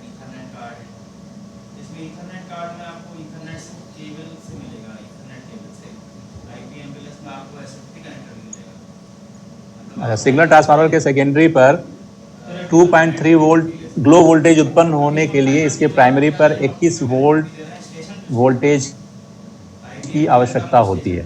तो ऐसे सिग्नल के डायरेक्ट फीडिंग की अधिकतम अनुमान्य दूरी यानी मैक्सिमम परमिसिबल डिस्टेंस से दूर स्थित हैं, उन सिग्नलों के कंट्रोलिंग रिलों को सिग्नल लोकेशन तक रिपीट कराया जाता है और इन रिपीटर रिले को कटिंग रिले भी कहा जाता है। वही जो HPR DPR है, अगर ये सिग्नल मान लीजिए डबल लाइन में 220 मीटर से अधिक दूर है या 180 मीटर से अधिक सिंगल लाइन में दूर है, तो वहाँ पर 110 वोल्ट की सप्लाई को कटिंग रिले के माध्यम से दिया जाता है। कटिंग रिले यानी HPR DPR लगाना पड़ता है। रेलवे को STM देती है और WR में ज़्यादातर हम तेजस को कम ही देखते हैं, WR और NWR। सिग्नलों की लाइटिंग है तो दो विधियाँ उपलब्ध हैं जो कि निम्नलिखित हैं। पहला लोकल फीड और दूसरा होता है रिमोट फीड। तो लोकल फीड का उपयोग नहीं किया जाता है, ये रिमोट फीड जो अरेंजमेंट है उसका प्रयोग सिग्नल के लिए करते हैं। रिमोट फीड या डायरेक्ट फीड सिस्टम का विस्तार है जिसमें कुछ सुरक्षात्मक उपायों को जोड़ा गया है। इस रिमोट फीड सिस्टम में सिग्नल को सीधे केबिन से यानी रिले रूम से फीड दिया जाता है तथा of aspect controlling repeater relay जो सिग्नल लोकेशन में स्थित है को सिग्नल लैंप सर्किट के सीरीज में प्रूव किया जाता है। कटिंग रिले के साथ सिग्नल की रिमोट फीडिंग, ये आपका एक सर्किट है। मैंने क्या किया है, आपका रिले रूम से HR के माध्यम से लोकेशन बॉक्स में HPR पिकअप कराया गया है। HPR रिसीवनाइज्ड है। फिर इसे DR का रिपीटर DPR लोकेशन बॉक्स में पिकअप कराया गया है और इसमें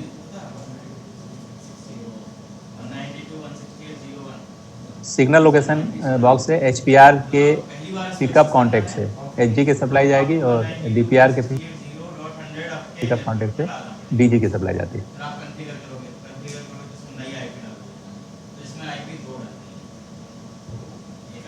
पॉइंट मशीन की पॉइंट कॉन्टैक्टर यूनिट से अधिकतम दूरी,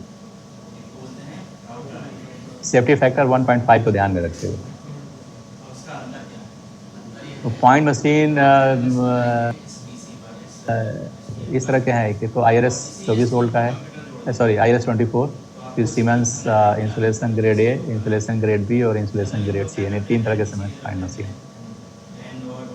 तो जो IRS पॉइंट मशीन है उसकी AC यूनिट 160 वोल्ट है और सिंगल लाइन में इसकी अधिकतम दूरी बिना पॉइंट कॉन्टैक्टर रिले का उपयोग किए हुए लोकेशन बॉक्स में 910 मीटर। पॉइंट मशीन और पॉइंट कॉन्टैक्टर रिले यूनिट के बीच की दूरी सिंगल लाइन में 910 मीटर, डबल लाइन में 1100 मीटर। और सीमेंस के लिए AC यूनिटी 3 तरह का होता है। तो सीमेंस जो A टाइप का पॉइंट मशीन है वो 160 वोल्ट AC यूनिटी है। तो IRS मशीन का जो डायरेक्ट फीडिंग की रेंज है वह IRS के बराबर, यानी सिंगल लाइन में 910, डबल लाइन में 1100 metre. Siemens point machine insulation grade B, point machine से मतलब यहाँ पे मोटर से मतलब है इसका एक्चुअली में। तो इसकी यूनिटी होती है ग्रेड B वाला जो मशीन है उसकी 300 वोल्ट AC यूनिटी होता है। तो सिंगल लाइन में जो फीडिंग डायरेक्ट फीडिंग की रेंज हो जाएगी 1650 मीटर और डबल लाइन में 2100 मीटर। और जो 400 वोल्ट AC यूनिटी वाला यानी C इंसुलेशन ग्रेड C वाला जो सीमेंस पॉइंट मशीन है उसमें सिंगल लाइन में 2200 मीटर तक सप्लाई दी जा सकती है सीधे सीधे और डबल लाइन में 2800 मीटर दूर स्थित पॉइंट मशीन को चलाया जा सकता है।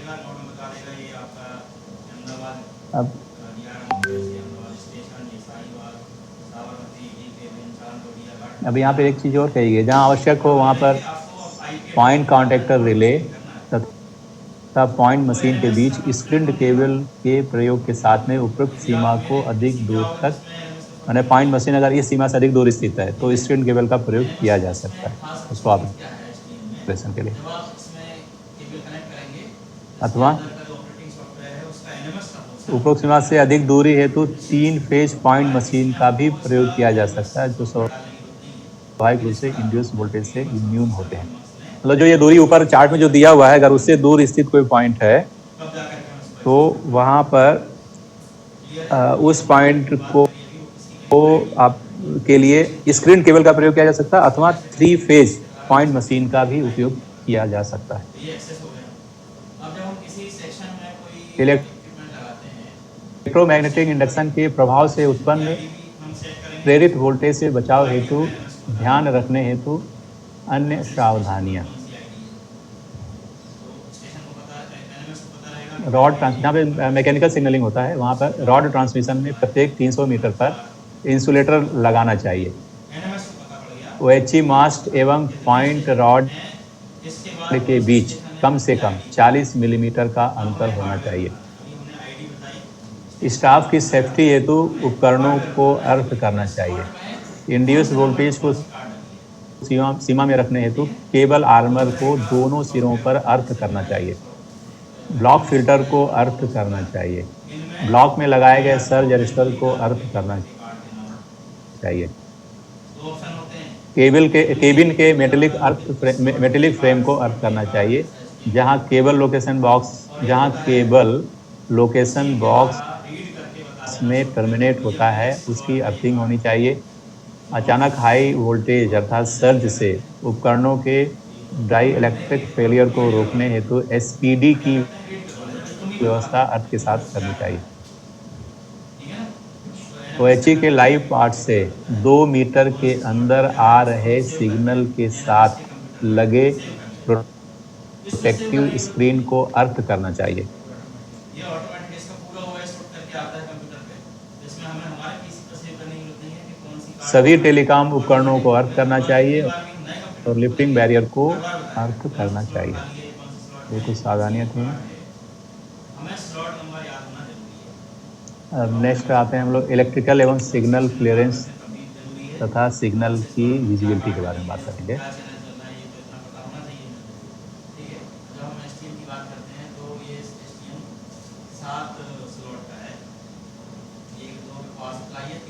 इलेक्ट्रिकल क्लियरेंस तो हाई वोल्टेज कंडक्टर के आसपास फ्लैशिंग या आर्किंग से सुरक्षा हेतु इससे एक न्यूनतम इलेक्ट्रिकल क्लियरेंस की आवश्यकता होती है।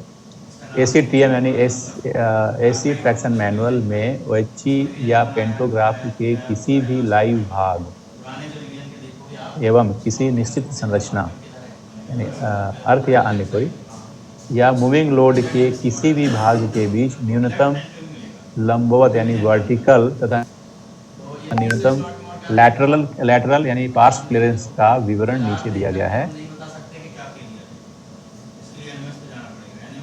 स्टेशनरी संरचना के लिए न्यूनतम वर्टिकल क्लियरेंस 320, लैटरल 320 mm। यानी ये चीज़ जो बताओ, ये जो चार्ट है वो ये कह रहा है कि कोई भी स्ट्रक्चर जिसमें 25 किलोवोल्ट की सप्लाई है उसके किस पोर्शन तक आर्किंग जोन होगा। तो जो स्टेशनरी स्ट्रक्चर है उसमें 320 मिलीमीटर तक का रहता है। मूविंग पोर्शन के लिए वर्टिकल 270 और लैटरल 220 mm है। यानी 320 mm के अंदर अगर स्टेशनरी स्ट्रक्चर है जिसमें 25 किलोवोल्ट की सप्लाई है तो 320 mm के डाया तक कोई भी पार्ट नहीं आना चाहिए, किसी भी कंडक्टर या अपना कुछ भी हो जो 320 mm का आर्किंग मैंने जो लाइव स्ट्रक्चर होगा ना, मान लीजिए कैटनरी है या कोई भी स्ट्रक्चर है उसमें 320 mm तक नहीं जा सकते, उसको उतना तो छोड़ना ही पड़ेगा। अगर उसके नज़दीक रहेगा और किसी कारण से अगर अर्थ होता है तो वो फ्लैश के थ्रू आर्क के थ्रू जो है वो सर्किट कंप्लीट हो जाएगा। तो इसके लिए क्लियरेंस इसको बोलते हैं इलेक्ट्रिकल क्लियरेंस। पहले ये 200 mm था, अभी ये 320 हो गया। हाँ 320 mm हो गया। 320 mm हो गया ना, पहले 200 mm था सर। पहले 200 था। हाँ। तो किसी भी परिस्थिति में उपरोक्त इलेक्ट्रिकल क्लियरेंस के अंदर सिग्नल पोस्ट व इसके किसी भी भाग को आने नहीं देना चाहिए, है ना, उसको क्लियर ही रखना है, उसमें इस पोर्शन में नहीं कुछ आना चाहिए।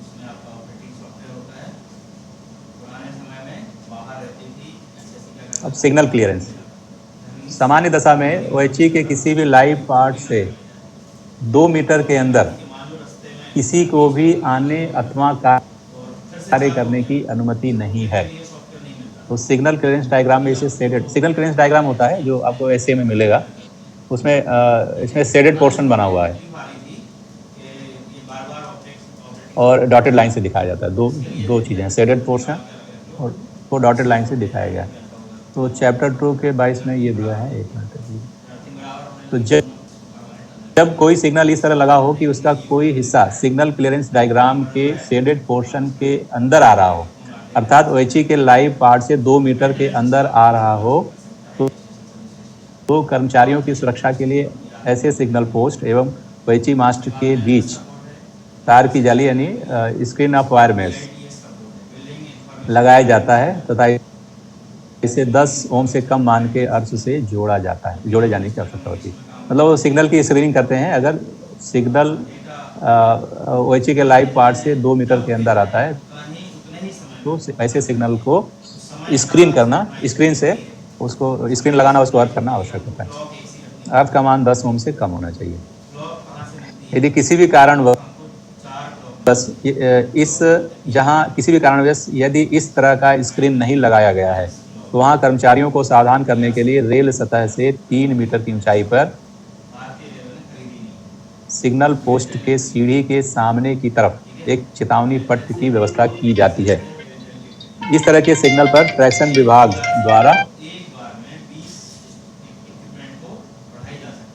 पावर ब्लॉक ले लेने तथा आवश्यक सावधानी अपनाने के बाद ही कार्य करना चाहिए। मतलब ऐसा कोई सिग्नल है जो OHE जहाँ 25 किलो पार्ट है उसके बीच और सिग्नल के बीच की दूरी 2 मीटर से कम है और उसको स्क्रीन नहीं किया गया है, जाली लगा करके उसका अर्थ नहीं किया गया है, तो उस पर जब तक पावर ब्लॉक नहीं ले लेते हैं उस पर काम नहीं करना चाहिए, वो खतरा हो सकता है उसमें। तो इसके लिए जो जाली नहीं लगाया है अगर वहाँ पर तो उसमें एक चेतावनी लिखी होनी चाहिए, वहाँ पर एक पट्टी लगाई जाएगी वहाँ पर। सिग्नल की दृश्यता, विजुअलिटी ऑफ सिग्नल, तो ACM के अनुसार मल्टी एस्पेक्ट कलर सिग्नलों की न्यूनतम दृश्यता निम्न प्रकार से है। डिस्टेंट सिग्नल की जो विजुअलिटी है वो 400 मीटर है और बाकी सबकी 200 मीटर होती है। तो सिग्नल और इसके सामने स्थित OHE मास्ट के बीच की न्यूनतम दूरी 30 मीटर और सिग्नल से आगे स्थित OHE मास्ट की न्यूनतम दूरी 10 मीटर होनी चाहिए। अब इसमें एक चीज़ लिखा है, जैसे सिग्नल के सामने की तरफ कोई OHE मास्ट आ रहा है तो सामान्य तौर पर इसकी दूरी 30 मीटर से कम नहीं होनी चाहिए और सिग्नल के पीछे OHE मास्ट है तो उसकी दूरी 10 मीटर से कम नहीं होनी चाहिए। हालांकि इस दूरी को घटाकर 3 मीटर भी किया जा सकता है, इसको ये 10 मीटर वाली दूरी को, जबकि मास्ट एंकर्ड ना हो और यह सुनिश्चित किया जाए कि कॉन्टैक्ट वायर सिग्नल से दूर स्टैगर्ड हो रहा है। अगर ये दूरी कम करते हैं, अगर इसको कम करना पड़ता है किसी भी कारण से तो इसमें डिस्पेंसेशन की आवश्यकता रहेगी, जो PCEE और PCST दोनों द्वारा जारी किया जाएगा, दोनों के द्वारा। OHE मास्ट की निकटतम ट्रैक सेंटर से न्यूनतम इम्प्लांटेशन दूरी नॉर्मल इम्प्लांटेशन डिस्टेंस 2.5 मीटर होता है। सिग्नल व रूट इंडिकेटर वाले सिग्नलों को OHE और पैंटोग्राफ से न्यूनतम 2 मीटर दूर स्थित होना चाहिए। इसके लिए यह आवश्यक है कि सिग्नल पोस्ट की निकटतम ट्रैक सेंटर से न्यूनतम दूरी 2.844 मीटर हो, परंतु ऐसी स्थिति में लोको पायलट तथा सिग्नल के बीच में OHE मास्ट आ जाएंगे, जिससे अप्रोचिंग ट्रेन के लोको पायलट के लिए सिग्नल की दृश्यता प्रभावित होगी। अतः निर्बाध दृश्यता के लिए सिग्नल को OHE संरचना तथा ट्रैक के बीच में स्थित होना चाहिए।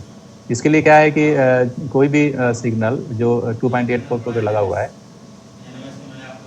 तो उसके सामने जो OHE मास्ट आएंगे उसके लिए एक आपका मैनुअल में यानी ACM में डायग्राम दिया हुआ है, उसके हिसाब से सिग्नल OHE के जो खंभे हैं उस हिसाब से इम्प्लांट होने चाहिए,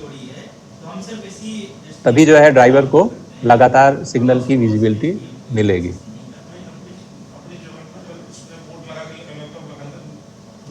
ये शुरुआत में जब OHE का मास्ट की जब इंस्टॉलेशन होता है उस समय उनको ध्यान रखना है। सिग्नल पहले लग गया है तो OHE वाले को ध्यान रखना, दोनों को मिलकर के काम करना है कि विजिबिलिटी जो है क्लियर मिलनी चाहिए। और ये चीज़ें अगर सिग्नल साइटिंग कमेटी में अगर इस तरह की चीज़ें आती है और उनके द्वारा जो भी सिग्नल साइटिंग कमेटी द्वारा जो भी बताया जाता है कहाँ भी विजुअलिटी कम है तो उसके अनुसार उसको रेक्टिफाई करना जरूरी होगा। आरडीएसओ द्वारा सिग्नल के सामने कोई मास्टरों की सेटिंग दूरी।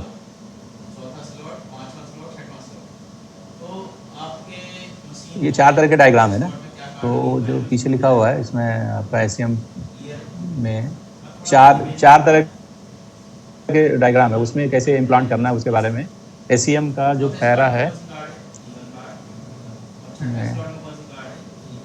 पैरा इसमें तो पुराने का रेफरेंस दिया हुआ है। नए में ये आपका चैप्टर नंबर 25 में है, जो नया एसईएम है 25 केवी आरई के बारे में पूरा जो विस्तृत चर्चा है वो 25 चैप्टर नंबर 25 में है दिया हुआ, तो उसमें ये डायग्राम मिल जाएंगे, तो हम देख सकते हैं।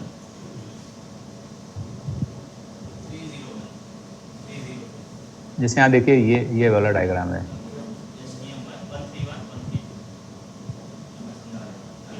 जैसे ये सिग्नल लगा है बिना उसके है रूट इंडिकेटर का सिग्नल है, और ये 2.844 पर लगा है। तो इसमें जो पहला OHE का मास्ट होगा सिग्नल से जस्ट पहले वह जो है 3.25 मीटर दूर होना चाहिए। उसके आगे हम बढ़ेंगे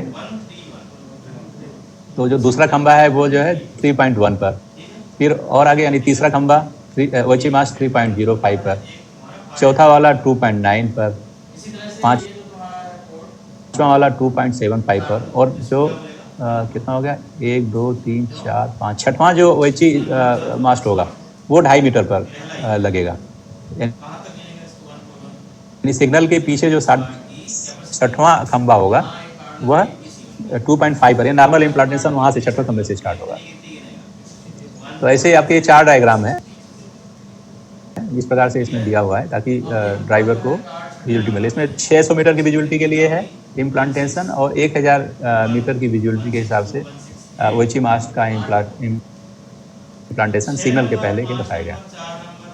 ये आपका दूसरा रूट इंडिकेटर का वाला अगर सिग्नल है तो इस प्रकार का डायग्राम है, इस डायग्राम में बताया गया है कि कैसे लगाना है, इम्प्लांट करना है OHE मास्ट को।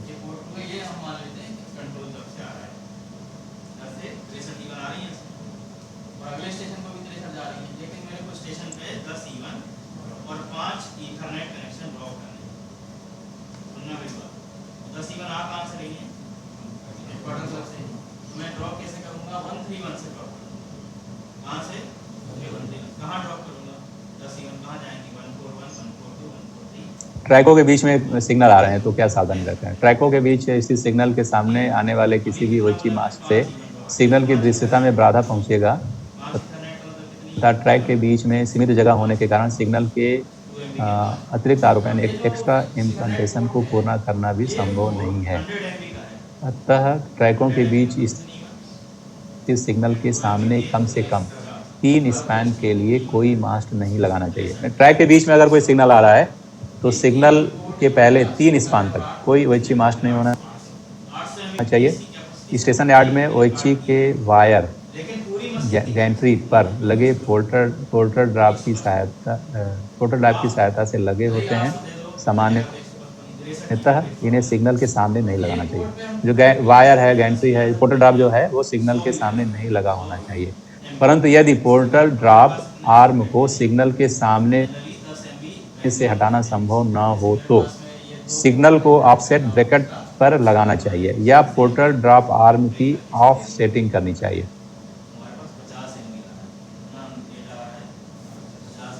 25 kV AC इलेक्ट्रीफाइड सेक्शन में केवल सिग्नलिंग ब्लॉक उपकरण की 25 kV AC इलेक्ट्रीफाइड सेक्शन में केवल निम्नलिखित ब्लॉक उपकरण उपयोग में लाए जाएंगे। मैंने ब्लॉक इंस्ट्रूमेंट क्या लगेगा वो बताया गया है। सिंगल लाइन में आपका न्यूज़ टोकन ब्लॉक लगेगा, और FM हैंडल टाइप टोकनलेस ब्लॉक उपकरण लगेगा, या अथवा BPSC लगेगा। मतलब इसमें आईरिस टाइप जो ब्लॉक है वो नहीं लगाया जाएगा। और डबल लाइन सेक्शन में आपका SD डबल लाइन ब्लॉक उपकरण विद ब्लॉक फिल्टर और ब्लॉक वर्किंग यानी BPSC किसी अन्य उपकरण का प्रयोग किया जाता है तो रेलवे बोर्ड से पूर्व अनुमति आवश्यक है। ब्लॉक सर्किट को लंबी दूरी के भूमिगत केबलों में स्थानांतरित किया जाएगा। तो सीधी सी बात है, ये तो सारे जो भी सिग्नलिंग सर्किट हैं वो सब अंडरग्राउंड केबल पे चलेंगे। जैसे ओवरहेड नहीं चलेगा यहाँ पर आरी एरिया में।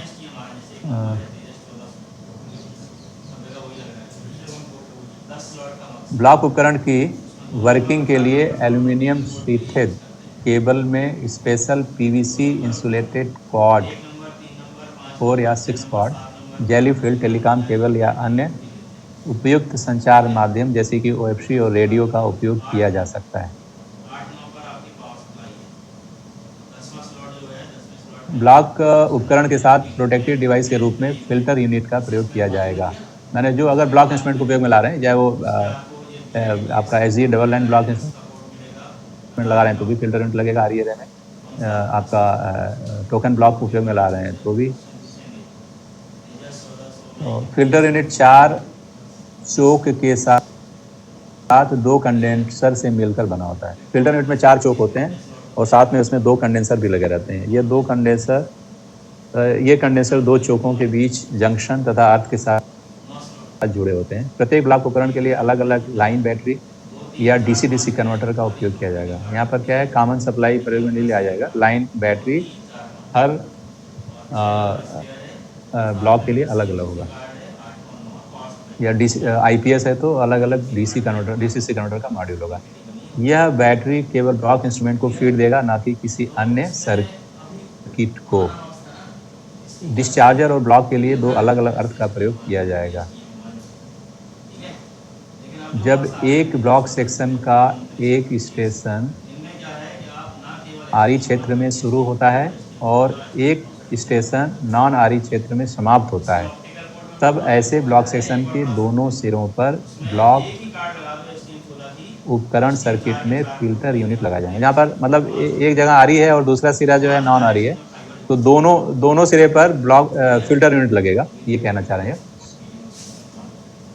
यदि यूएफएसबीआई और ब्लॉक इंस्ट्रूमेंट के बीच की दूरी 50 मीटर से अधिक है, ये वहाँ पे बता रहा है जहाँ पर ब्लॉक इंस्ट्रूमेंट और साथ में इंटरफेस के लिए यूएफएसबीआई का इस्तेमाल किया गया है और उनके बीच दूरी 500 मीटर से अधिक है, तो ब्लॉक फिल्टर और ब्लॉक बेल तथा टेलीफोन को जोड़ने वाले केबल पेयरों में शामिल करना है। तो ब्लॉक फिल्टर और ब्लॉक बेल तथा टेलीफोन को जोड़ने वाले ब्लॉक केबल पेयरों में शामिल किया जाएगा। मैंने ब्लॉक फिल्टर यहाँ पे लगाया जाएगा जिसमें ब्लॉक बेल और ब्लॉक टेलीफोन के साथ।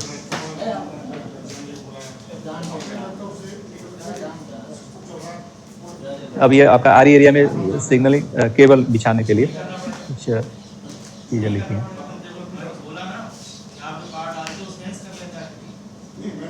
ट्रैक साइड से विभिन्न केबलों का क्रम।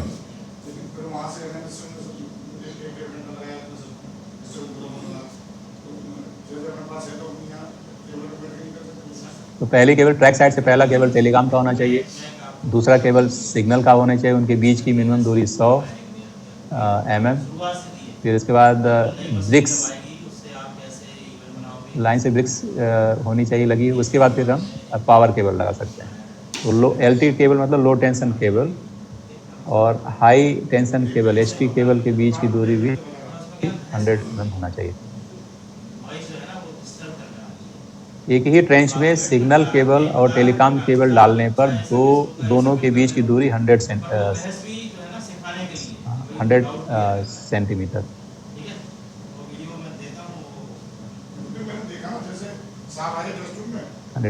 एक ही ट्रेंच में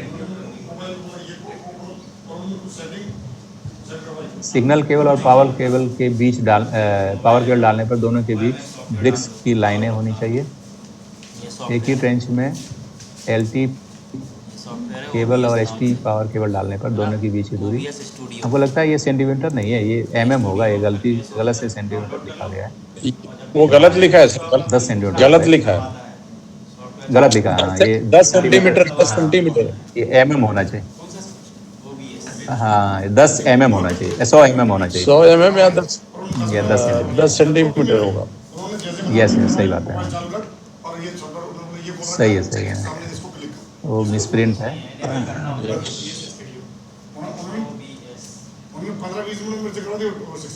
ट्रैक के समानांतर अलग अलग ट्रेंच में सिग्नल केबल और पावर केबल डालने पर दोनों ट्रेंचों के बीच की न्यूनतम दूरी आधा मीटर होनी चाहिए। दोबारा आता है ना कि अगर कुछ हुआ ध्यान उस पे ज्यादा जो किया था पिछले बार वही कुछ किया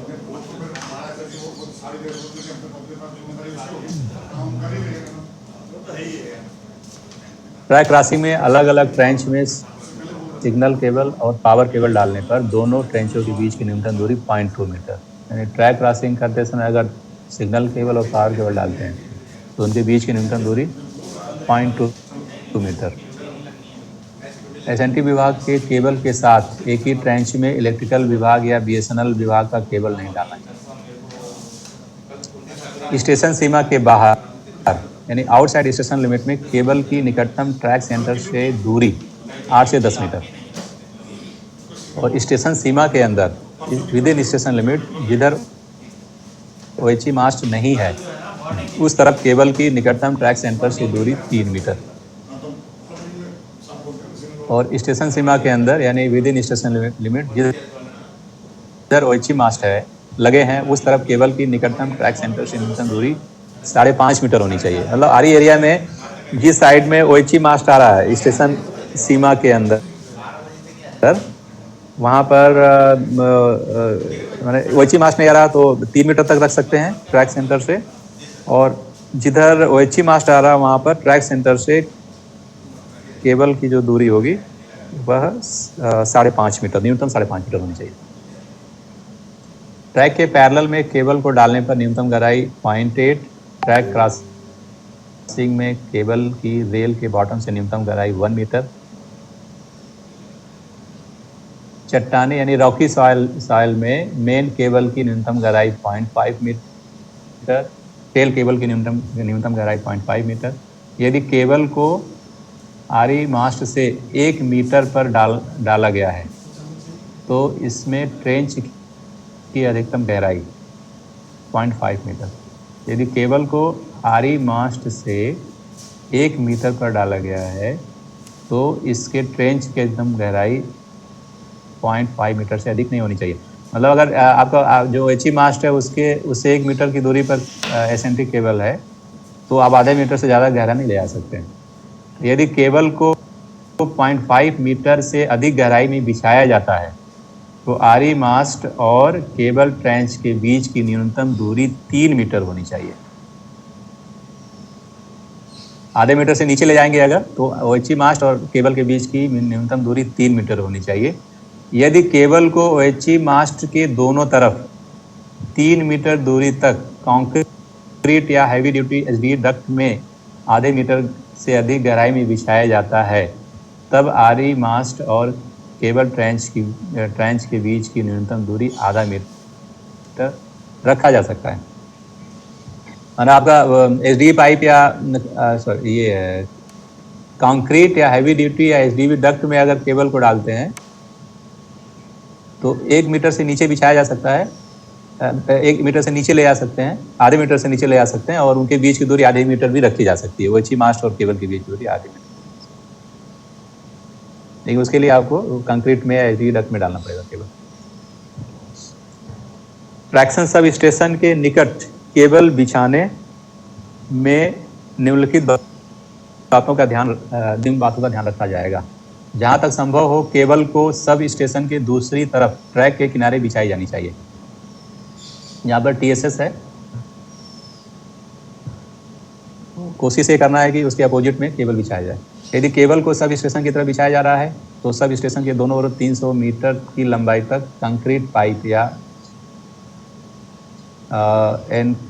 बंद ईंट के नाले यानी एनक्लोज ब्रिक्स चैनल्स में केबल को डालना चाहिए। सब स्टेशन के किसी भी ऐसे मेटेलिक बॉडी जिसे जमीन पर स्थापित किया गया है उससे केबल की न्यूनतम दूरी 1 मीटर होनी चाहिए। सब स्टेशन अर्थ से केबल की न्यूनतम दूरी 1 मीटर होनी चाहिए। स्विचिंग स्टेशन जैसे कि फीडिंग पोस्ट, सेक्शनिंग पोस्ट तथा सब सेक्शनिंग पोस्ट के किसी भी मेटेलिक बॉडी जिसे ज़मीन पर स्थापित किया गया है उससे केबल की न्यूनतम दूरी 1 मीटर। स्विचिंग स्टेशन अर्थिंग से केबल की न्यूनतम दूरी 5 मीटर होनी चाहिए। केबल को कंक्रीट पाइप में डालने पर स्विचिंग स्टेशन अर्थिंग से केबल की न्यूनतम दूरी 1 मीटर, जहां OHE स्ट्रक्चर के लिए एक स्वतंत्र अर्थ प्रदान किया गया है, वहां केबल की ऐसे अर्थिंग से न्यूनतम दूरी 1 मीटर होनी चाहिए। केबल के ट्रैक क्रॉसिंग में ध्यान रखने की बात है, आरी एरिया के बारे में। रेल के बॉटम से 1 मीटर की गहराई पर केबल को डालना चाहिए। केबल को राइट एंगल पर ट्रैक को पार करना चाहिए। केबल को पॉइंट एवं क्रॉसिंग के नीचे से ट्रैक को पार नहीं करना चाहिए और ट्रैक पार करते समय कंक्रीट पाइप में केबल डालनी चाहिए। केबल ट्रेंच की समान रूप से चौड़ाई दिया है, कितना 0.46 मीटर होनी चाहिए। हमको लगता है ये हो गया कवर इसमें। अच्छा, ये तो हो गया।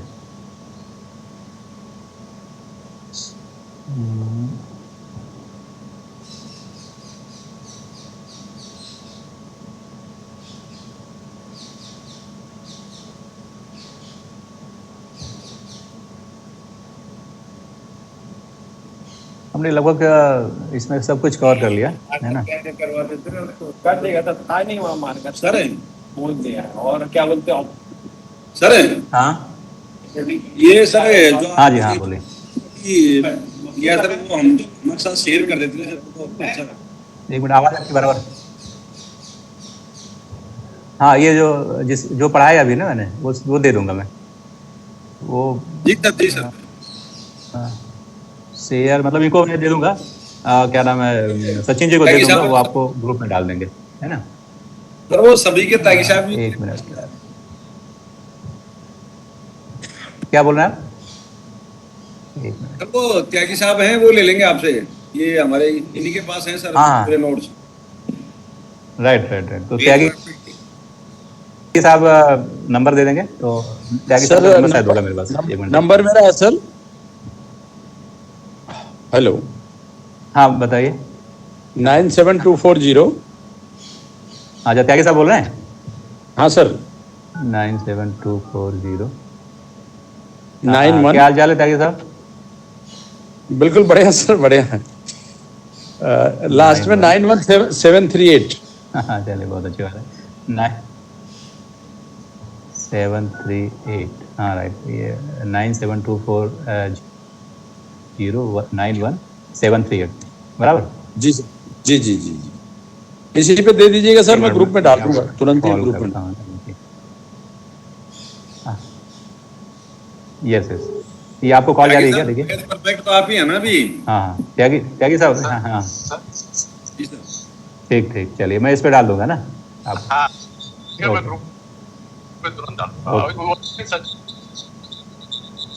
हाँ अच्छा, कोई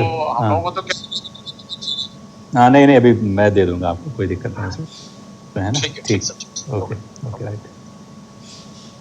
अच्छा, कुछ क्या बोल रहे हैं? फाइल नहीं, अभी नहीं। कोई बोला है क्या? नहीं, मैंने फोन नहीं किया। अच्छा, ये भी एक है, ये आपका एक लिस्ट ये भी मैं डाल दूंगा, है ना। ये जो लेटेस्ट लेटर अपना आरी से रिलेटेड जो है, वेस्टर्न रेलवे ने एक लेटर जारी किया था, एक बड़ा एलोबरेटेड, मैंने बड़ा लेटर था।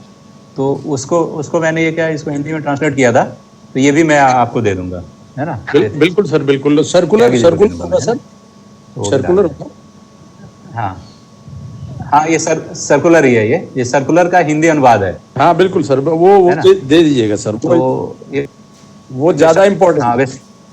हाँ, तो ये भी मैं डाल दूंगा, है ना। राइट। हाँ यस एक्चुअली में क्वेश्चन इसी से बनता है। हाँ बिल्कुल उसी से बनता है सर। तो चलिए, बहुत बढ़िया आप लोगों को। हाँ तो चलिए, अच्छा है। आप लोगों को हमारी तरफ से बहुत सारी शुभकामनाएं, और आप लोग बढ़िया से एग्ज़ाम दीजिए, सफल होइए। Right, thank you sir, thank you. और कुछ इसको? हाँ ठीक, ओके, थैंक यू। और कुछ क्लोज करें कि कुछ है और कुछ आप लोग चर्चा करना चाहते हैं तो?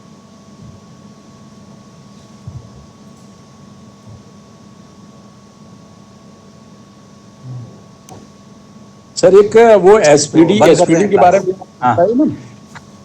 एसपीडी जो लगाया जाता है हमारा आईपीएस में, एसपीडी लगता है। हाँ तो वो एक्चुअली किसके हाँ किसके हाँ, बीच में लगता है, और कौन कौन सा अच्छा। जो है कि उसमें कौन एसपीडी जो है कि प्रोवाइड करी जाती है, कौन से क्लास की? देखिए एसपीडी में जैसे आपका जो एसपीडी बॉक्स होता है ना, हाँ एसपीडी बॉक्स, पहली बात तो ये कितने तरह के एसपीडी होते हैं। प्रोटेक्शन, और थोड़ा सा मैं लगता है एक बार देखना पड़ेगा, लेकिन फिर भी मैं बताता हूँ। प्रोटेक्शन जो है आपका, एक तो रहता है बाय एक्सटर्नल प्रोटेक्शन के लिए एसपीडी होता है जी। ना।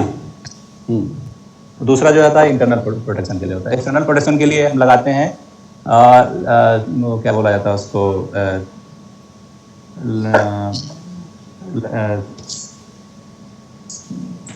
लाइटनिंग कंडक्टर है ना, अधिक चालक जिसको बोलते हैं। तो जी जो जी, लाइटनिंग कंडक्टर जो है बिल्डिंग पर लगाया जाता है। तो जो लाइटनिंग अरेस्टर अरेस्टर। बिल्डिंग पर, हाँ हाँ हाँ, लाइटनिंग अरेस्टर भी आपको लगता है इसी जो भी सिग्नलिंग इक्विपमेंट वाला जो भवन है, बिल्डिंग है, उसके ऊपर लगाया जाता है। जी तो वो क्या करता है, जो लाइटनिंग के कारण जो होने वाला जो इंड्यूस वोल्टेज है, नुकसान है, उसको 50% वो जो है रोकता है।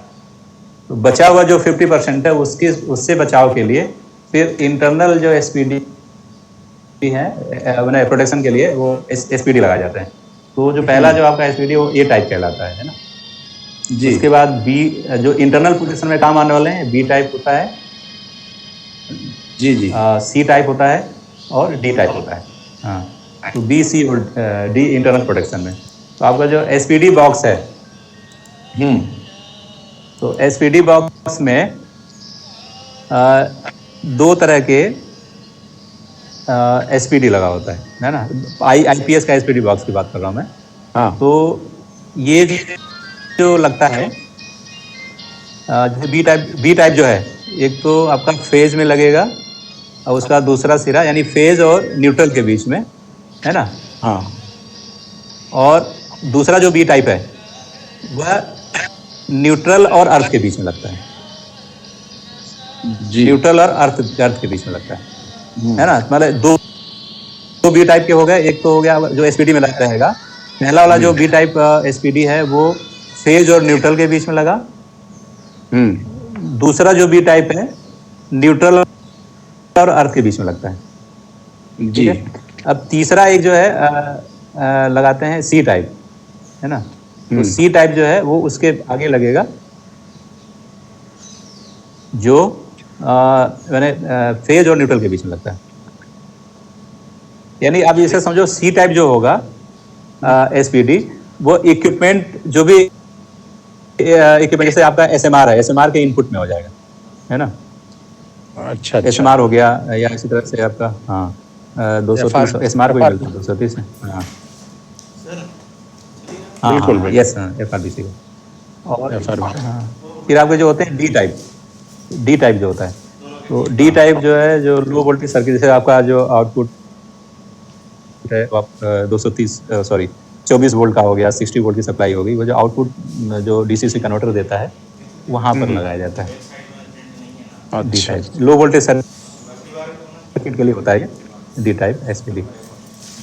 राइट सर, राइट, ठीक है। ठीक है सर, ठीक। अच्छा, एक चीज़ बताइए, मैं एक क्वेश्चन पूछ रहा हूँ कि जो आपका QTAA2 ट्रैक रिले है, उसकी एसी इम्यूनिटी क्या होती है? कोई भी बता सकता है QTAA2 की एसी इम्यूनिटी? और दूसरा है QBAT ट्रैक रिले की एसी इम्यूनिटी। बिल्कुल बिल्कुल। इसका मीना जी बताइए। ये बाजू में मुरारीलाल जी बताइए, सुबह तो बताया आपने अभी। वो शायद अनम्यूट नहीं कर पाया, अनम्यूट करिए फिर।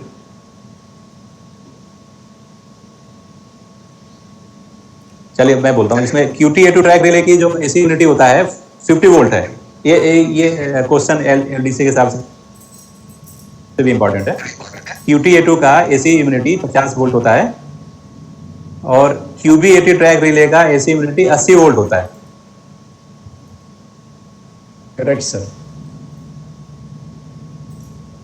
हाँ,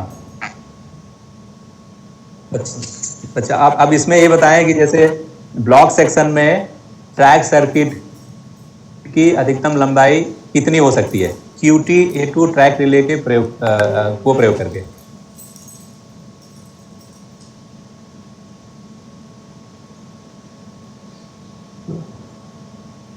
QTA2 के साथ में दो तरह की चीजें हैं, एक तो आपका ब्लॉक सेक्शन में 450 मीटर और यार्ड के लिए होता है 350 मीटर। ठीक है, ठीक है सर, ठीक। ब्लॉक सेक्शन के लिए 450 मीटर हाँ। और यार्ड के लिए 350 मीटर। और वही अगर QBOT ट्रैक रिले का इस्तेमाल करेंगे तो ये जो QBOT ट्रैक रिले है जिसके AC यूनिट 80 वोल्ट है, वो 750 मीटर रखा जा सकता है मैक्सिमम लंबाई ट्रैक सर्किट की। लेकिन ये ब्लॉक सेक्शन के लिए नहीं है, ये स्टेशन यार्ड के लिए, ये जो डिस्टेंस है सिर्फ स्टेशन यार्ड के लिए है ना, स्टेशन के लिए, यार्ड के लिए 750 मीटर स्टेशन यार्ड के लिए ना, स्टेशन सेक्शन के लिए। हाँ, स्टेशन यार्ड के लिए, स्टेशन सेक्शन के लिए। हाँ 50 और 80 ये ऐसा 350 450। ठीक है सर, ये इम्पोर्टेंट है सर, ये आता ही है अक्सर, आता ही है। हाँ आता है तो हाँ बस आप। और दूसरा आप लोग मॉडल के कुछ आपके पास होंगे या फिर वो शेयर कर दिया होगा तो अच्छी बात है। इसमें आईरिसेट का जो मॉडल है उसमें आपको ऑब्जेक्टिव मिल जाएंगे बहुत सारे उस पर, तो वो भी आप लोगों के काफ़ी हेल्प करेगा तैयारी के लिए, है ना।